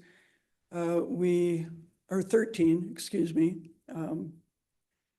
We earned over $1 million in fares last year. That's directly generated revenue. We expect to earn almost $1 million in advertising this year. That goes to why do we have those wraps on the buses? It's not to cover up whether there's riders or not, it's to earn money, and we're earning a lot of money on it. And then we get for operations, all of that goes toward operations. We get about 12 million a year in federal funding to match that. If you were in Canyon County, you'd be paying a little bit less of percentage because the match there is more generous. But overall, we do about 45, 55, 55 local, 45 federal on the operations. On the flip side, on the capital, it is an 80-20, and often if we apply for discretionary grants, we get actually a little bit better match rate. So on the RAISE grant that we've got in Ada County right now on State Street, it's a 1585 match. Does that help? Thank you. And overall, that's about another 10 million. So total budget around 35 million. Mr. Mayor, Councilwoman Little Roberts. Mr. Mayor, Elaine, I just would like to add my thanks. You and I have had many conversations over the years on transportation, and it's great to see you leading the charge to really get the needle moving and make such progress. And I look forward to what is to come. I knew things were changing when I saw that one of my son's 27, 28-year-old friends was leaving his F-150 pickup at home and taking transit to and from work. So that's a hard age to impact. So thank you. Great story. Glad to hear it. Thank you. Well, to piggyback off that comment, and I don't know if you have the data or if you will have the data or not, but 45,000 rides on a route can be anything from 90 people commuting to and from work every day, or it can be 45,000 unique rides. Yeah. Do we have any idea how many different riders there are within the system? Are we servicing 100 people, 150 people, 500 people on these routes? Do we have any way to track that yet, or will we? We can surmise it from the boardings and alightings and the location of that. We don't have it exactly. The way we do our passenger counts is an automatic laser system. So we don't do face recognition. We can't say that's a unique individual. It's a great question, Mayor, and I don't have an answer for you. I can tell you on specific routes where we've looked at it, what it is, but that's an answer I'll go ask Alyssa to start working on and see if we can get. I think it'd be important for, again, what's the cost per service? Unique member? rider, Unique yeah. rider is a lot in the same way the conversation you just heard about Sure. dog owners. Yeah. And the cost. I can tell you this much, we dug into it. City of Nampa had some very specific questions, and I don't have the presentation right before me, but my memory is there were close to 5,000 unique riders over all the services that we provided in the city of Nampa. Okay. All right. Thank you very much. Appreciate you being here. Thank you. Great seeing you walking around downtown. I love walking. This is a great downtown to walk around. I really love it. Thank you. Thank you. Okay. Up next will be item, Kelsey's good to go. Do you need to take a break for any reason? All right, then with that, we'll move on to item 18, which is the Ada County Highway District Linda Road Concept Study, Pine to USIC. We welcome Brooke Green to the podium. Thank you, Mayor, Council. It's a privilege to be before you. For the record, I'm Brooke Green. I'm a planner there at Ada County Highway District. This is, I think, my second time presenting this project to you. I'm here tonight to give you an overview of our past public engagement opportunity that we conducted this past December. I'm going to briefly go over the alternatives that we took out to the public, as I see we've got some new council folks who were not here last time. And then I'm going to talk about the cost and the next steps. So moving along, one of the things I do want to highlight with this project is our engagement. And it's one thing to note that the engagement we took on this project is a little bit different than we have done in the past. Recognizing Linda is very unique. It's got a lot of front-on housing. And that was important for us to be able to engage with those residents one-on-one. And I will tell you, when we came into this engagement opportunity, originally we wanted to start just with general public outreach. But I will tell you, I have done over 61 one-on-one meetings with your residents here in your community. I've gotten to know them quite personally. I've met their whole families through these one-on-one opportunities. And we've had some really difficult discussions. Oftentimes, I have met with each one of these residents at least 3 times, at minimum, maybe once or twice, depending on the respondents. And this last time, the real hard questions were asked, more or less, worst case scenario, what would happen? Because when we do projects such as this, especially with Linder, we're talking about 36 potential homes that ECHD may end up having to purchase. And so those evening meetings are quite emotional. They're taxing, believe me. But one thing I can hope is that we're not going to have a lot of surprises based off of what decision you pick, because we were upfront and we were honest. And I call that out because what I'm going to go over today is the result of that public engagement that I took place this past December. And it'll tell you where the public is leaning on this project. So with that being said, I want to go ahead and talk you through the project itself. So the project is no further north than Ustick Road, no further west than Pine Avenue. I'm sorry, no further south than Pine Avenue, but some highlights, some attractors along the corridor. You've got Tolley Park, which is a large attractor. You have got Barbara Morgan Elementary School, and you have Meridian High School. And all of those attractors were taken into account with these alternatives we put forward. The path to adoption, we've been at this for several years now. We started in December 2022 with our first public outreach. That was just a survey.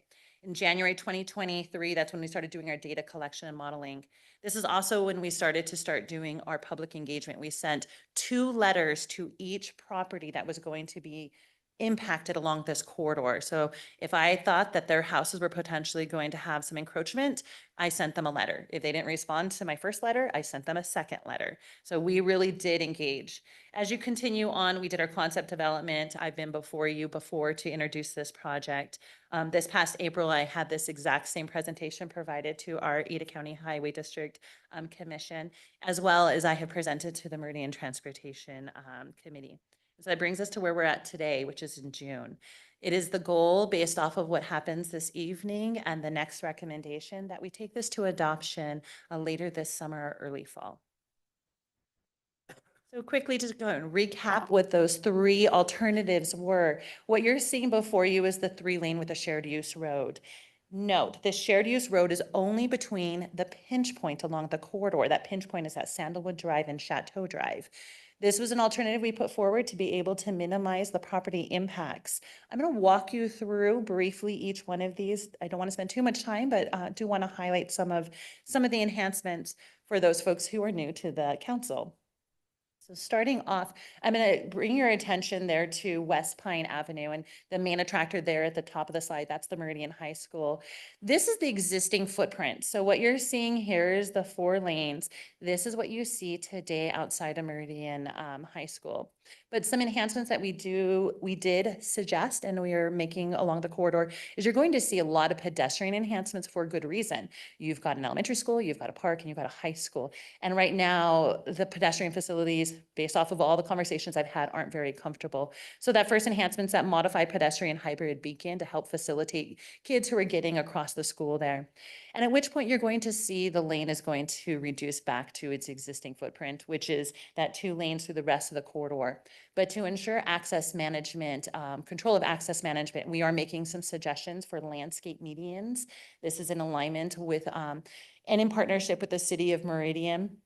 Their tree landscape is what we're suggesting. Continue along the corridor, and I wanted to draw your attention to the first of several homes that will be impacted. This circle here doesn't necessarily mean we're purchasing those homes, but I want to highlight that those 3 homes or 4 homes, because of the way we get close to their property, we made a suggestion at that location, rather than continuing the multi-use pathway on that segment, to actually cross people across the street if they want to continue on the multi-use pathway and continue across Cherry Lane. Anything less than that, if we were to do a multi-use pathway, we would be looking to purchase in this alternative. Continuing along the corridor, this is where we're going to start getting to the pinch point, and this is going to see where you're going to see 2 of our suggested roundabouts. Chateau Drive, I'm sorry, Linder between Chateau and Sandalwood are bookend by 2 roundabouts, and this is where you're going to start seeing some property impacts.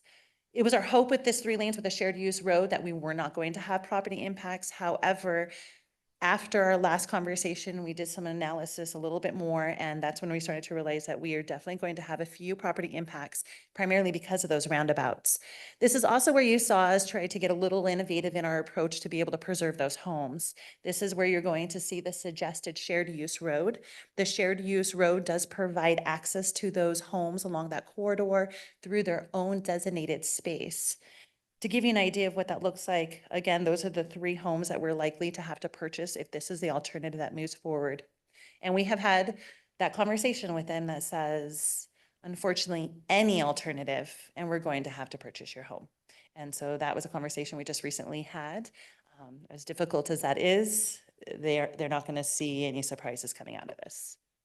This is what, again, that typical section looks like. Something to note, and based off of the comments that I actually received from this committee and from Councilwoman Strader, was the concern about that mixed space between pedestrians and vehicles on that shared use road.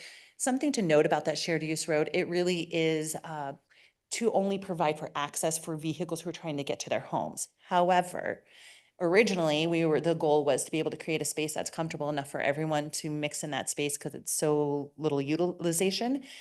We went back to the drawing table and said, can we squeeze in a sidewalk in that location? And so you are seeing that suggestion here. It's the best we can do just based off the available space. Anything more than this, and we would actually have to be purchasing homes. And so moving along to the corridor, we're going to get further closer to Tolley Park to bring your attention to some other type of pedestrian enhancements. Certainly there getting to your Meridian Parkway. And this is where we also start to see that mixed space with the open irrigation district, irrigation canal that's at that location. There's options we can do at that particular location. This is one suggested option, which is to move that multi-use pathway behind it, but still continue them on to U-Stick and continued. Other options, you're going to see them in some of the other alternatives coming before you, is to actually tile that. So again, moving on to concept number 2. So there were 3 concepts. This is the second one. This is your standard 5 lanes. This is what you typically see right now that is north of U-Stick, and this is what you see that is at Pine, Linder and Pine. This is also the largest footprint. So should this one move forward, it is going to be the largest number of homes in which we have to purchase. So again, I'm not going to spend too much time walking through some of the amenities I highlighted because the amenities actually stay the same through all of these alternatives with a few exceptions. We're going to start with that exception right there. Because we are making a suggestion of expanding the roadway itself and that multi-use pathway connectivity, you're going to see the first series of homes that we're going to have to purchase. All the yellow boxes represent a home we're going to have to purchase should this alternative be the one that moves forward. At this location, rather than shifting everybody across the street, we're keeping the multi-use pathway through the whole corridor across Cherry Lane, and hence we're purchasing some additional homes. In addition to that, this is where we start to get back to that pinch point at Chateau and Sandalwood. This is a standard 5-lane option. This does not have the roundabouts. Now, the roundabouts in both of these alternatives can be shifted. So if we want a standard 5 lanes with a roundabout, it's certainly something we can consider. We could keep it just with a shared use road, but just to note. This is also where you're going to see the largest number of property purchases that we're going to have to do. And I will tell you, I have met, I like to say, with 65% of the property owners along this corridor who are being impacted. 65 is a pretty good number. I can't force everybody to the table if they don't respond, but I will tell you we have engaged with them. And it's mixed feelings. When we originally had the conversation, the east side was eager. It's the west side we were trying to preserve, and I've since had that difficult conversation. I'll hold that discussion when we get to the next slide, because that's something to note had to change. We made some changes. So this is the pinch point along the corridor. This is going to require us to purchase all of the homes which you have highlighted there. There could potentially be some additional homes if a roundabout option is considered. Again, this is what that typical section looks like. The footprint is approximately 89 feet, so it's fairly large. Continuing, okay, I went too fast. Continuing on to Tolley Park, rather than the multi-use pathway being back behind the canal at this point, because of the expansion of the road is so large, we're going to have to look to covering up that canal. And so the multi-use pathway being adjacent to the road is a suggested option at this location. And then continuing along the 5 lanes with the shared use road. This is the shared use road, again, just to note, only between Sandalwood Drive and West Chateau Drive. That's the pinch point. This is one of those options where we were trying to be a little innovative in our approach to be able to preserve as many of the homes as we possibly could, just to kind of give you some general idea. Because we were purchasing all the homes on the east side, it gave us a little bit more space. And so to that point, we were able to provide adequate sidewalk space as well as that shared use road. You have the landscape buffers on both sides and the landscape median down the middle, and then the travel lanes. Because we are purchasing the homes on the east side, the multi-use pathway is an appropriate facility at that location. So just to walk you along, again, the same amenities still apply. We have the pedestrian hybrid beacon. This option, the shared use road, the 5 lanes, just continues what you have already in existence on at Ustick as well as Pine. Continuing along the corridor, again, I'm just going to highlight those yellow boxes represent a purchase. When we got to this pinch point, originally we came in hoping that we were going to be able to preserve all the homes on the west side. However, once we did some additional layout and we were trying to accommodate that multi-use pathway, it became evident that there were going to be a few homes that we'd actually have to purchase on the west side. And so to give you a general idea of what that looks like, I'll bring this in a little bit closer so you can get a view. Those 4 homes closer to Sandalwood, those were originally, we didn't think we were going to have to purchase them. However, we're going to have to purchase them. And so it does reduce the number of homes in which we're able to preserve. We've had some really difficult conversations with many of these property owners. If the standard 5-lane option is the one that moves forward, there are many people who are going to be impacted. And so I will tell you that in those conversations, a lot of people are starting to understand the circumstances that are in front of them. And I highlight that because I want to highlight what the public had to say. And to bring you to that, again, the multi-use pathway option here is behind the canal as opposed to fronting there on Linder. And then we bring you to the engagement piece. So when we took this out, we had more than 500 people respond, 2.8 thousand folks who visited the site to understand a little bit more about the project, with over 448 folks who actually participated in the survey, in addition to the 61 property owner meetings that we had. Of those, we asked them, what do you think of these projects? What do you think of the alternatives that were before you? And you're going to see that the 3-lane design with the shared use road was the least liked amongst all of them. Certainly, we understand that with the growth that is taking place in Meridian, it's clear that your constituents want to see a 5-lane. Now, which 5-lane? That is to question. So we asked them, of the standard 5 lanes, 60.5 either loved it or liked it, just of that. And we just asked them, what do you think of this? And then of the 5 lanes designs with the shared use road, 40% loved it or liked it. When we asked them overall, what is your preference? 45.6% preference was concept 2, which is the standard 5 lanes. Concept number 3, 28.3%, that's the one with the shared use road. And then, of course, the least liked amongst all of them, of course, was the 3 lanes. I want to bring you to the next steps is the cost. So we did a cost comparison on each one of these projects. And obviously, the 3 lanes is going to be the least cost. And then you get into the 5 lanes, and then you get in those 5 lanes with the shared use road, and you're going to see that number approaching approximately $31 million for the standard 5 lanes. And then for the standard 5 lanes with the shared use road, approximately $30 million. However, what's not reflected in here, and we're doing that analysis, is relocation costs. Since we've gone back and realized we are going to likely have to be purchasing more homes, we're going to have to add about $223,000 per home we purchase, and that's the part of the relocation package, in addition to all the other compensation that comes with it. I do want to take a moment to talk about what conversations did occur with the property owner, so you have an understanding of what's been communicated. When we communicated to all the property owners, we talked about worst case scenario. If we have to purchase your home, this is what it would look like. We had a right-of-way agent in on every single one of those calls, and we talked about how this timeline would play out and how it would impact their family. The compensation package, and for your understanding, it's probably helpful. The compensation package, we look to the appraisal or we look for the market, whichever one is higher. That is what we pay. In addition to that, we look to the moving costs per room, so they also get that additional chunk. In addition to that, say for instance, they did their refinance, they're at 2%, but it's raised to 7%. We pay the difference of that for the duration left of their loan. I bring that up because I bring that to your attention so you have an understanding when those property owners or your constituents reach out to you. We did walk them through what that looks like. And then we walked them through about the timeline, because every single one of these property owners is in a different timeline in their life. And so we talked about how long is this going to take? I will tell you, 3 of the ladies I spoke with their families are in their 90s.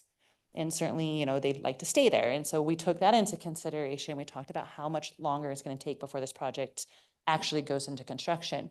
Others were so eager, buy my house. I don't want to live on Linder. I can't back out. So I just want to put a glimmer, some sort of tell you what that conversation was, what we're having in those one-on-one meetings, because these are people's homes. But I will tell you, I don't think too many of them will be surprised with the outcome of this decision, or the decision of the ACHD Commission is going to be. And so I hope that helps you in understanding what path to take. Lastly, just to kind of give you an idea, we did take into account a lot of conversations through this process with your team and with the representatives from the City of Meridian. And some of the concerns that were brought to our attention that we want to make sure that we address in design is, should we have to purchase all of these homes? What are we going to do with that vacant space? It's important for your community that we take that into account. And so I commit to you that through the design phase of this project, our staff will work in concert with your staff to ensure that we address the access management with the remnant parcels. We take into account any concerns regarding restrictions and mitigate any issues with those parcels. It is your community. You certainly don't want to look at dirt space along Linder. And so we commit to you being able to work with through that process in the design phase. Other things that were brought to our attention that we'd like to do to enhance this is raise crossings at Sandalwood. Consider that and review if we could do that at the roundabout, should a roundabout option move forward, that we really lift those kids up into the view shed of those larger vehicles that are traversing through our neighborhoods now. And lastly, address some stormwater facilities. But ACHD is committed to continuing to work with your staff through this design phase to take into consideration a lot of those concerns about what happens if we purchase that space, those parcels, and what's going to happen with that space afterwards. And lastly, the next step. So this is where we're at. So we have presented to your transportation committee. We're here before you today. We are asking that the City of Meridian and you consider what option you would like to move forward, or asking for a formal letter or formal response so we can take that back to the ACHD Commission. And again, we're looking and anticipating an adoption at the end of the summer, early fall. And that concludes my presentation. I'll stand for any questions. Thank you, Brooke. Council questions? Mr. Mayor. Councilwoman Little Roberts. Mr. Mayor, Brooke, thank you so much. That was a great presentation. Excuse me. Is there any capacity difference? I know there would be for the 3 and the 5, but the 5 on the 2 different styles, because as we look for putting input into what will be transportation 30, 40 years down the road, as you well know, capacity plays a critical role. Mayor and Councilwoman Little Roberts, the capacity stays the same. It is 5 lanes. The changes of how fast it takes for you to get down the corridor, that's going to play a factor if we look to roundabouts as opposed to a signal. And I certainly can bring my Pearson with HDR to talk kind of what we anticipate. It's going to be seconds if a roundabout as opposed to an intersection, but the capacity will stay the same because it's 5 lanes. Mr. Mayor, Councilman Overton. not to try to put you on the spot, Brooke, but just yesterday I was handed the draft to the FY 25 to 31 regional tip. And in that, it put a $5,772,000 figure in for this entire project. Like I said, the look on your face tells me that this was brand new information for me. It was just handed yesterday from Compass. if you're not aware of it, I'm assuming looking at this as we're talking about, that would be the initial design, funding, and starting with, no? We have a shake. Hi. On a friend. She would be familiar with what was put in there, so Yes. yes. Thank you. For the record, Christy Enselman, I'm the planning supervisor at ACHD. So Mr. Mayor, Councilmember Overton. So what was put in the tip, they can only use the costs as what we had them, which was in the CIP. So CIP was our 20-year horizon, and that was anticipating a 3-lane roadway based on costs from like 2020. So until an actual concept is adopted, then we won't be able to update the cost in the tip until we have a formal path forward on what we're going to be doing. Hope that makes sense. Mr. Mayor, follow up.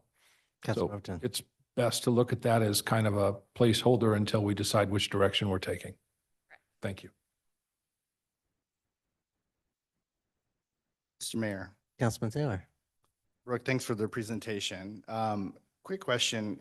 When thinking about this project and the Linder overpass, can you speak to how the overpass and riders, or, you know, the number of cars, how that was factored into some of the thinking here? Just kind of, if you can touch on that point, I'd appreciate that. Mayor and Councilman Taylor, I'm going to pull up Pearson to go ahead. He's the one that conducted the modeling on the corridor itself. Certainly, the overpass plays a factor into this.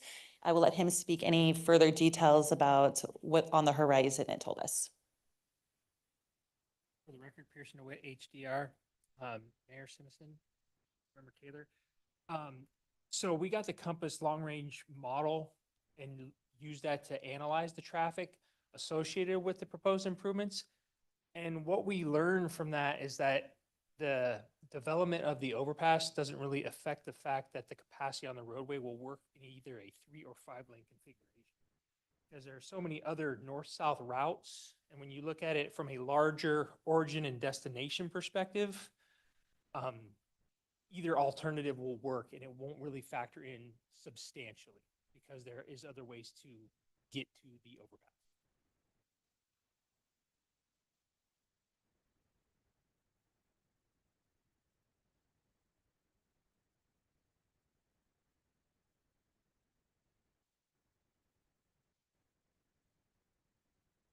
Mr. Mayor, Councilman Whitlock.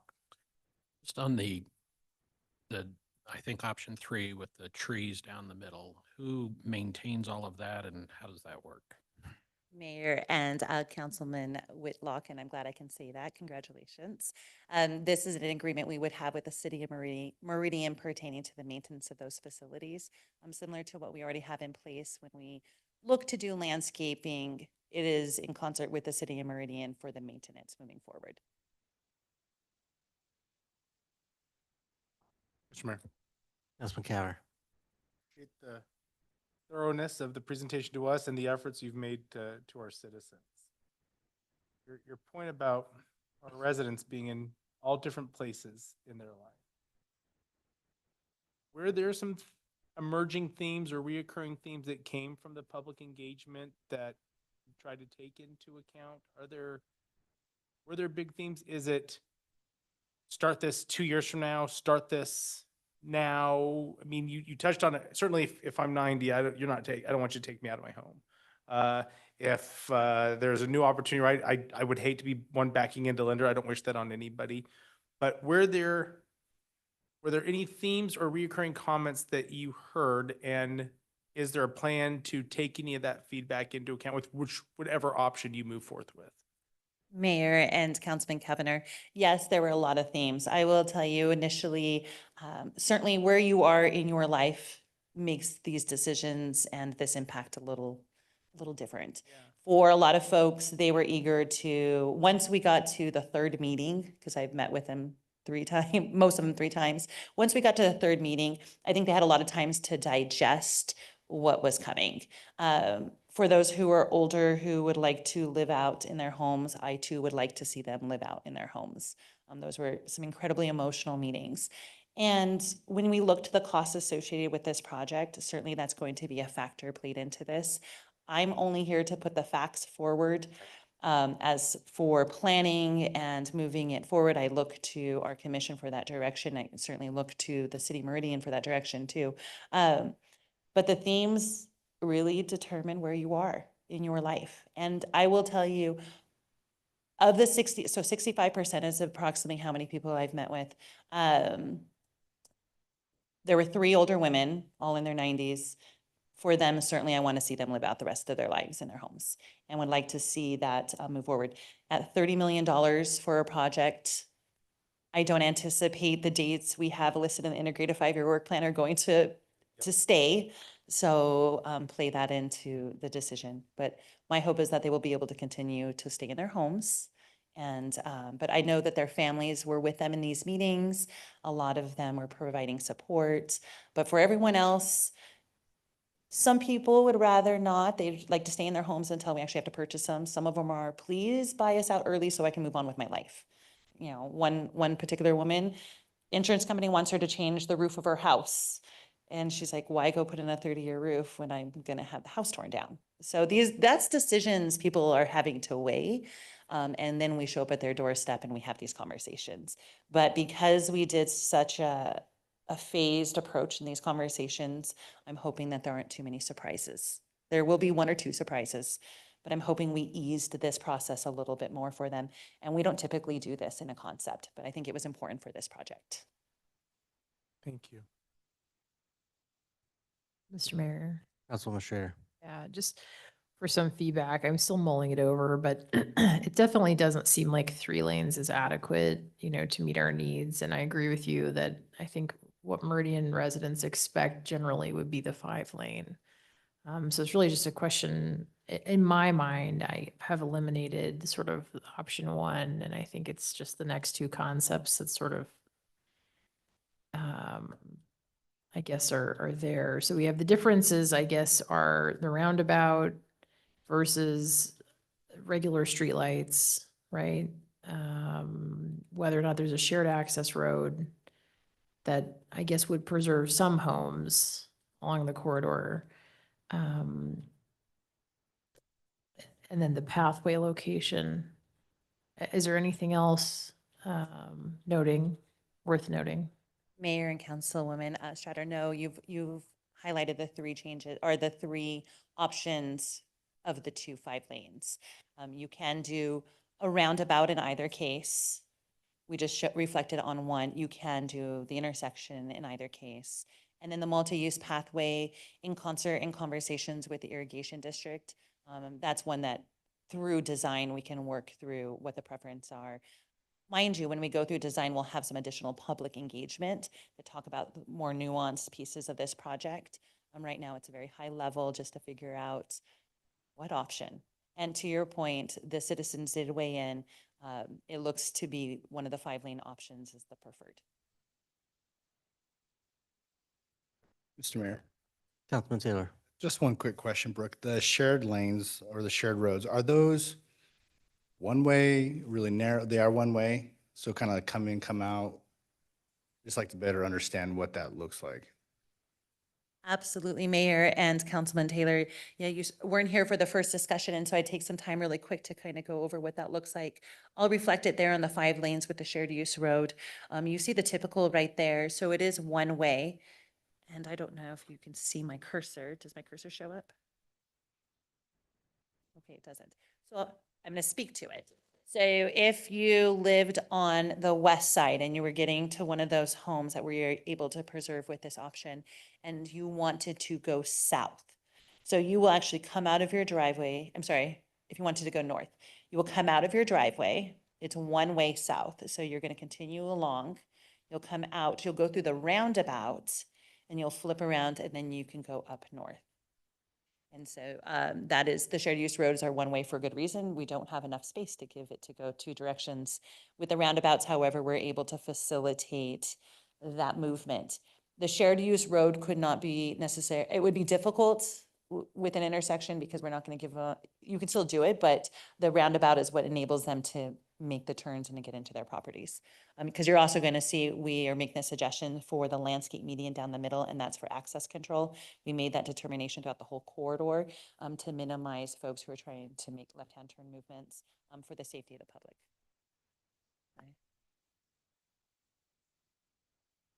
So Brooke, a couple unfair questions and go from there. I'm only basing this based upon maybe some things I've heard. Do you think there's a willingness from the ACHD Commission to do all three of these? Or is there one that you think is not really an option from what you've heard or believe?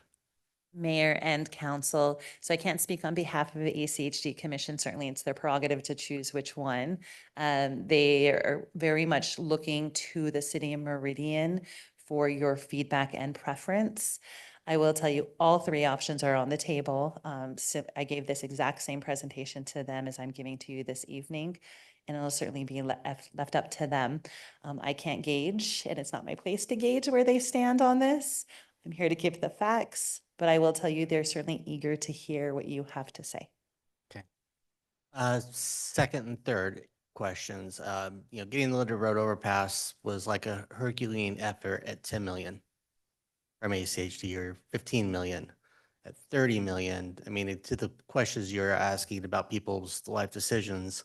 And I'm going to put a few more words maybe in what I've felt like I've heard over the years is ACHD has avoided making improvements on Locust Grove due to the amount of property impacts and costs associated with this.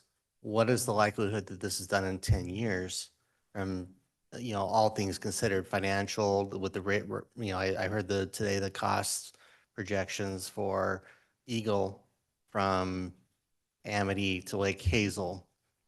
And again, are these people going to be the ones that are actually going to be making the decisions because ACHD is going to go buy it now and maybe construct it in 15, 20 years? What would you expect from a time frame to the best of your ability? Mayor and council, very good question. Certainly, the cost of doing business has certainly gone up across the valley, and not to mention the cost with many of these projects. We're seeing significant rises.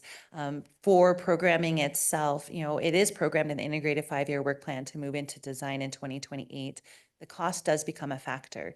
The city of Meridian, city of Boise, all of our stakeholders, they do provide their prioritization list, and we take that into account when we are prioritizing projects.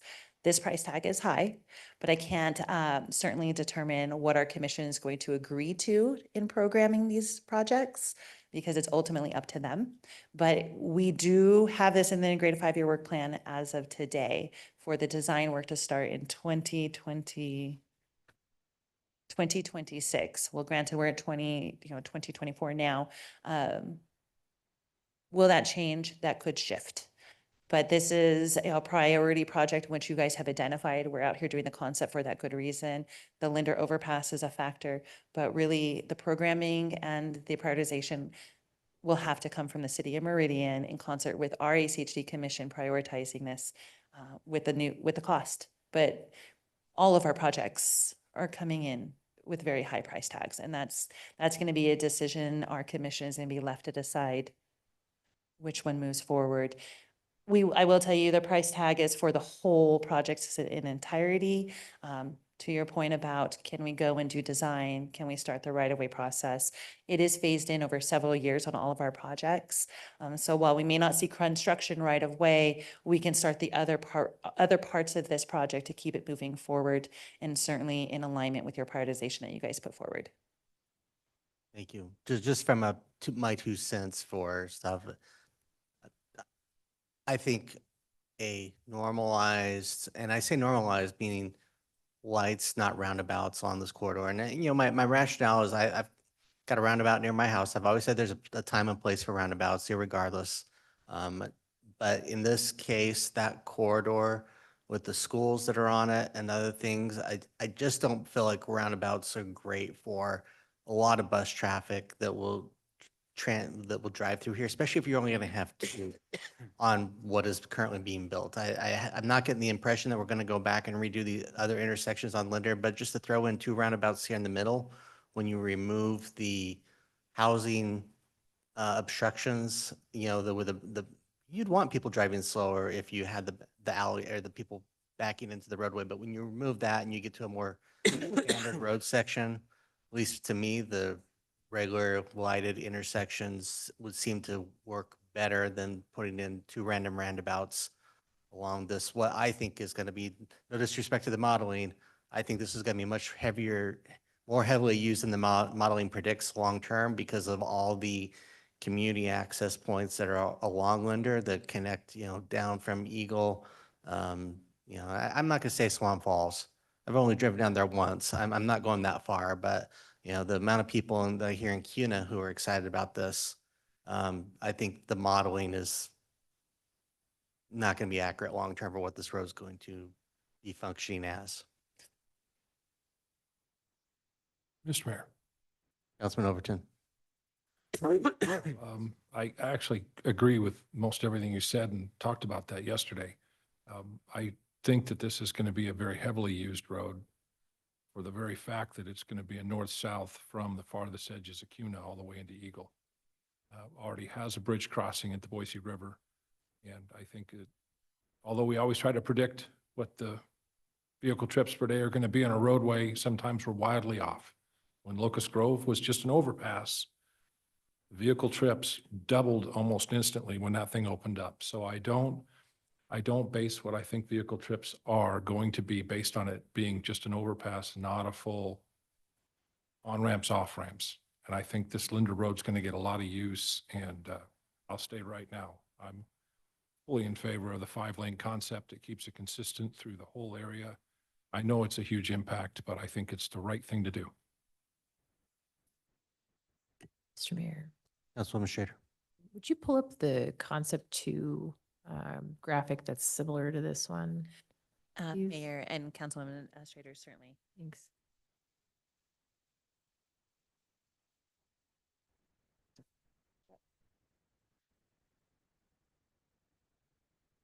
Is this what you're looking for? What I wanted to find was This is the concept 2. Yeah, thank you. I'll leave it. I think there are some trade-offs, just talking out loud.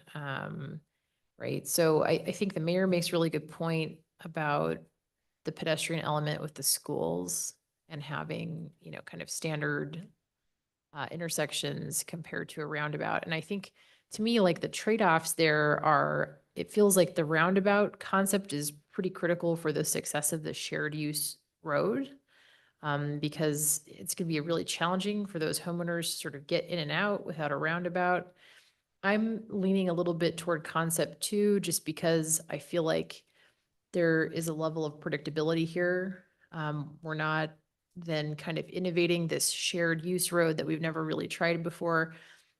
I have had some concerns because because it's a one-way, I have had a concern that people will see that as during traffic a way to zip through and kind of avoid traffic, which I think is risky for the homes that would be along there. I feel like concept 2 provides a level of predictability and sort of meets what I think most people in Meridian consider like our standard and just what they would expect. So I mean, I'm open-minded and I want to hear everybody's thoughts, but just it feels like if we're not even considering roundabouts and that becomes our consensus, then I feel like we should move away from the shared use road because the roundabout feels really critical for that to be successful. I don't know, I'm just sharing some thoughts, but that's my initial reaction.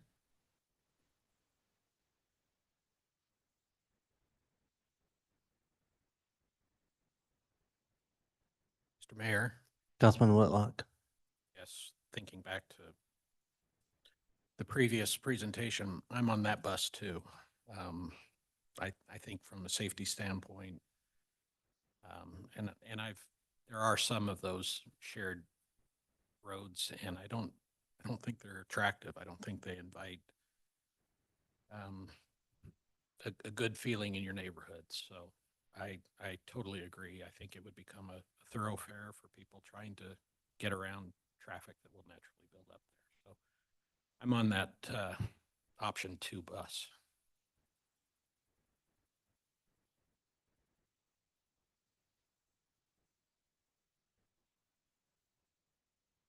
Mr. Mayor, Councilman Taylor. this may be a question for you and everyone else. Are we officially weighing in tonight? Are we going to discuss this later and write a letter? Or is this our opportunity to say what we think? My understanding is ACHD would like a letter, but my desire is that this was the decision point and we can Okay. put it into a letter from tonight's conversation. Anything that needs to be pointed out specifically. Okay. Well, I'm supportive of the concept too as well. I actually do, you made a good point. I agree with it. I think once the Linder overpass is done, I think this will be a pretty significant roadway. I think it'll be a lot of traffic, especially as the community grows. Really only having a few points where we can go north-south and Meridian across the freeway. So I think concept two works, and I agree with Councilwoman Strader's comments. I think this is just what the people expect and what we like, and I think familiarity is good. Sometimes we introduce new concepts here and there, and I think sometimes they confuse, if anything. So I am supportive of concept two. I think that's the right approach. Councilman Cavanagh. I'm in agreement as well. I think there could be a case made if there was such a significant shift in cost, but they're in the similar, I guess, playbook. So I'm supportive of concept two. I think it's the right move. Mr. Mayor. Councilwoman Little Roberts. Mr. Mayor and Brooke, I will concur with that. I think looking through everything has got its pluses and minuses, but I think we can only consider the larger roadways. And with that, I would concur that concept two would be our best route to go.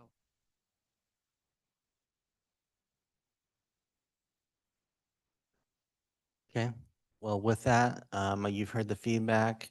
You will have a letter transmitted to you no later than, if we'll talk and see if we're going to bring something back. It's going to be a pretty simple letter. I'm not going to we're not going to go into a lot of deviation other than saying concept two. But we'll get something to you hopefully by early next week. Thank you, Mayor, Council. It's a privilege to be before you. Appreciate this opportunity to bring this project and to work with your constituents. It has been a fun project because it's different, and I want to thank you for taking your time tonight to consider it. And I will take that back to our commission, and we shall hear this hopefully at the end of the summer, early fall. Thank you, Brooke. And just, I know it's a tough job, so thank you for your disposition in dealing with the residents and having those very tough, heart-wrenching conversations. And, at least on a personal level, great. But I think if you can, from my perspective, I think that the homes that need to be purchased sooner should be purchased sooner to help alleviate things that people are either going to try to do or stages of life. So even if it's phased, even if this is not going to be constructed for 15 years, the more we can advance that, the sooner the better, I think, for all of us, especially for the residents impacted that want to leave. You're right. That's what I heard from the residents. So I will tell you, just to understand the decision tonight, these residents know this is coming. And so while they were tough decisions, I hope that helps you in your decision-making process too, to know that we've been communicating to them. I've been transparent this whole time. Thank you, Brooke. Mr. Hood, are we quick? Unless someone needs a break. I think this will be fairly quick, this next item. Mr. Mayor, I hope to be pretty brief. It's a pretty detailed topic, but I'll go as quickly as possible. And I just want to make sure everyone's good and we don't need to take a break, or if you planned on being long. So with that, I we'll, don't need you to rush. Sorry, Mr. Mayor. yeah, exactly. If this was going to be an hour, then maybe to take a 5-minute break. But if we're going to be, Certainly not an hour from my perspective. Okay. 10, 15 minutes, maybe? All right, then with that, we'll move on to item number 19, Ada County Highway District Master Street Map Changes, Arterial Corridor Preservation. Mr. Hood. Thank you, Mr. Mayor, members of the council. Kind of building, I was trying to figure out a way to work riding a bus into this presentation, but standards came up just a couple of times in that last presentation. So really, this is about standards. This is a follow-up to the conversation we had with ACHD. You had with ACHD in January at the joint meeting talking about McMillan primarily, but other arterial roadways, section line arterial roadways in Meridian. and standardizing that and saying, hey, at least plan for 5 lanes on all section line arterials. I am asking this evening that we send a letter to ACHD formalizing kind of that informal conversation that we had. They did kind of a back of the napkin estimate of what that, financial impact is, because there are some 3-lane roadways, as was just pointed out with this segment of Linder previously, and even currently, they're still planning on that being 3 lanes, but 5 lanes is an option. There's a financial impact. But we want ACHD to consider that in their planning moving forward. So that first document that considers that as the master street map or the master street plan. So again, what I'm proposing to you through the Transportation Commission that's talked about this over the last 3 meetings that they had was to request ACHD change several segments. So I'm just gonna run through four maps real quick. McMillan corridor, this one's pretty easy. It's the 1, 2, 3, 4, 5 miles of McMillan on the western part of the city and our area of impact. Going to slide 2, so match line basically here, there's 7 miles of McMillan that would change. They're only currently planned to be 3. 2 miles of Meridian Road north of Ustick and 2 more miles of Locust Grove north of Ustick that again are only currently planned for 3 lanes. We would ask them to make those, preserve the right of way for up to 5 lanes in the future. Cherry, actually, there's a change. This is the biggest conversation with the Transportation Commission. One of the things that staff asked the commission to consider and council, although I'll stand down, is the viability of Cherry Lane west of Meridian Road being a 7-lane roadway in the future. There's some pretty significant impacts. And the Transportation Commission wasn't comfortable making that request to go down to 5. So right now ACHD is actually planning for that to be 7. And staff said, hey, we'd like, again, that standard, maybe 5 makes more sense. We're going to do some more evaluation over the coming year with the Transportation Commission, so we can put a pin in that. If you want to comment on that, that's fine. But the Transportation Commission said, hey, we're not quite comfortable going there yet. So the yellow segment, including the piece that's purple, no change to that, to what ACHD is planning, and that's 7 lanes. So aside from Cherry Fairview and these few miles that go into Boise is 7 lanes. I'm going to jump real quick to this one. Overland, there's 2 miles of overland that are also planned for 7 lanes in the future. Everything else is either 3 or 5. And with this change, again, back to standards, everything would be 5 lanes or 100 feet of right of way, except for those couple of miles. Jump back real quick. Also impacted is Overland west of 10 Mile, 2 miles. All of the Victory Corridor into Boise. And 1 mile of Amity that ties in there in Boise, and then South Eagle Road and Columbia, I guess. I didn't figure that. So again, in the interest of time, I can jump into that more. I can explain more about how the master street map functions, works, how it works with our comprehensive plan, generally how ACHD uses it, although we have Christy here, so she could give you more details. But again, that is the request. I have drafted a letter. I actually shared it with Dave, Mr. Miles this afternoon. Fairly straightforward, just lists these and says, hey, we'd like ACHD to consider changing the master street map per these 4 attachments. And again, with that, Mr. Mayor, I would stand for any questions you or the council have. Thank you, Mr. Hood. Council, any questions?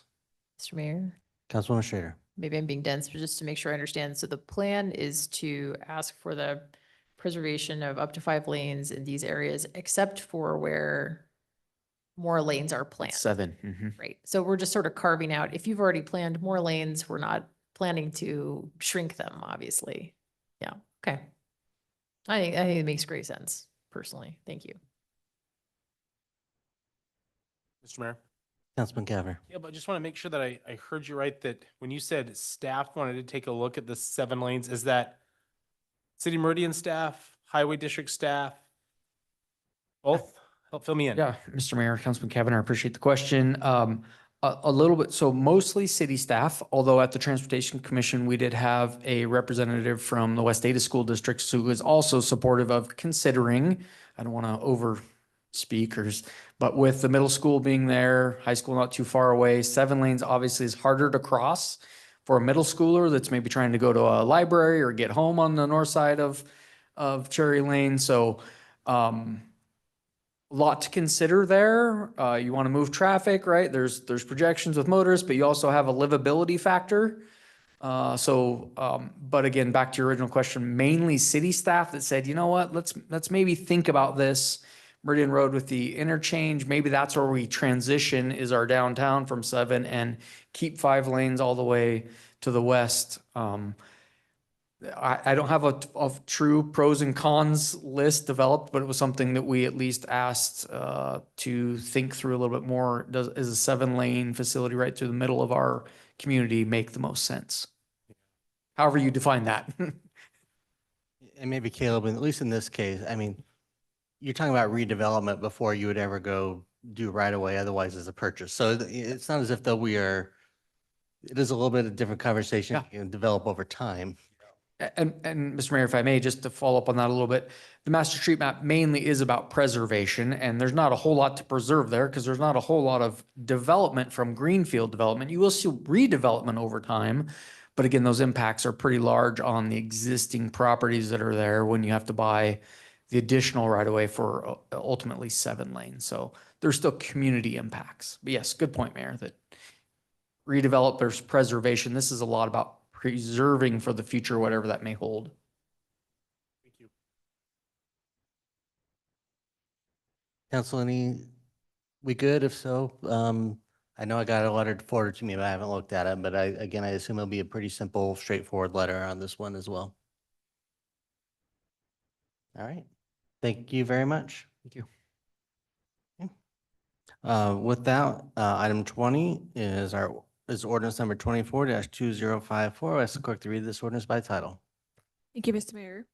Ordinance number 24-2054, an ordinance, Ravel Ridge subdivision H-2023-0050, annexing a parcel of land located in the south half of the northeast quarter and the north half of the southeast quarter of Section 5, Township 2 North, Range 1, East Boise Meridian, Ada County, Idaho, more particularly described as Exhibit A, rezoning 59.97 acres of such real property from the RUT to the R8, 34.69 acres, medium density residential, and R15, 25.28 acres, medium high density residential zoning districts, directing city staff to alter all applicable use and area maps, as well as the official zoning maps and all official maps depicting the boundaries and the zoning districts of the city of Meridian in accordance with the ordinance, providing that copies of this ordinance shall be filed with the Ada County Assessor, the Ada County Treasurer, the Ada County Recorder, and the Idaho State Tax Commission as required by law, repealing conflicting ordinances and providing an effective date. Thank you. Council, you've heard this ordinance read by title. Is there anybody who would like it read in its entirety? If not, do I have a motion?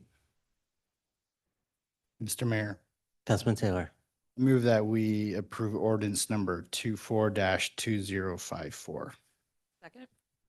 I have a motion and a second to approve ordinance number 24-2054. Is there any discussion? If not, clerk call the roll. Thank you, Mr. Mayor. Cavanagh, Aye. Little Roberts. Aye. Taylor, Aye. Overton. Aye. Strader, Whitlock. All ayes, motion carries, and the item is agreed to. Council, we've reached the end of our meeting agenda, but we've also reached the last meeting for Deputy Chief Joe Bongiorno prior to his retirement from the city. Joe, it's been a pleasure having you join me up here for the full 5 years. I know it goes well beyond that in that context. We've had a lot of good conversations and feedback from you for what you've done just here, but we really appreciate and value everything you've done for your career to the residents of Meridian. So you got a mic in front of you. If you have any final parting words of wisdom that will be on the record, I'm sure we'd be happy to take them.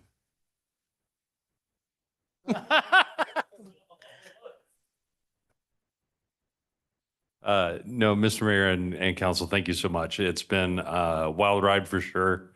My 24 years with the city of Meridian, 21 years full-time, 3 years as a volunteer has been awesome.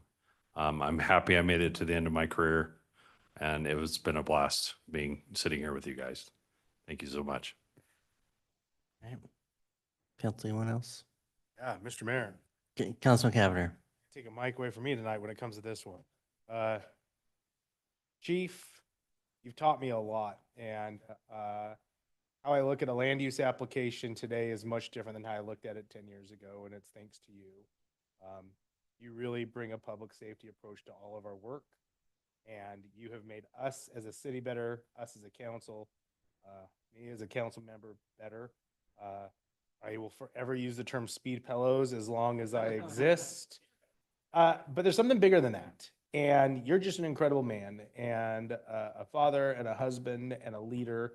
And on the few occasions we've been able to eat together and connect, not as a deputy chief, as a council member, just as two guys who care about this Meridian, this community of ours, I've learned a lot about you.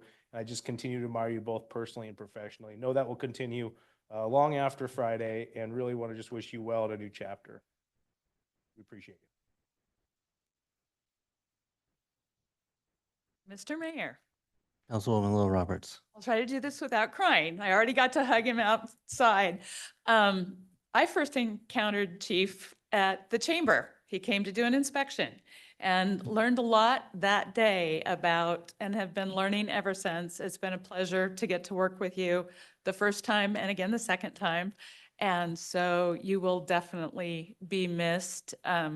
Just wish you the very best. I know there's a second chapter, and just am real excited to hear about what that is. So You're going to have to teach me how to golf. deal.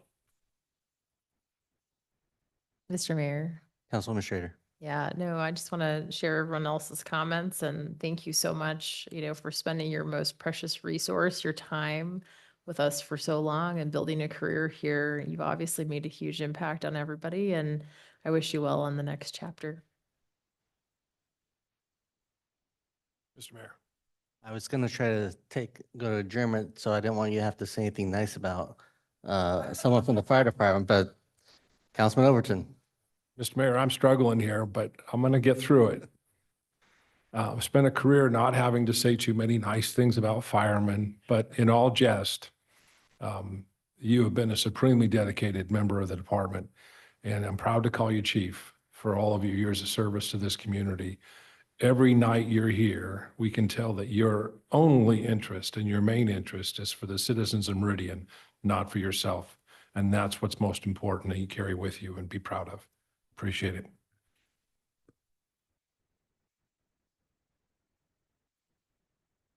With that, anyone want to end the meeting? Mr. Mayor, Councilman Cavanagh. so much fun, but I move we adjourn the meeting. Motion adjourned. All in favor, signify by saying aye. Aye. Opposed, nay. Guys have it. We are adjourned. Thanks to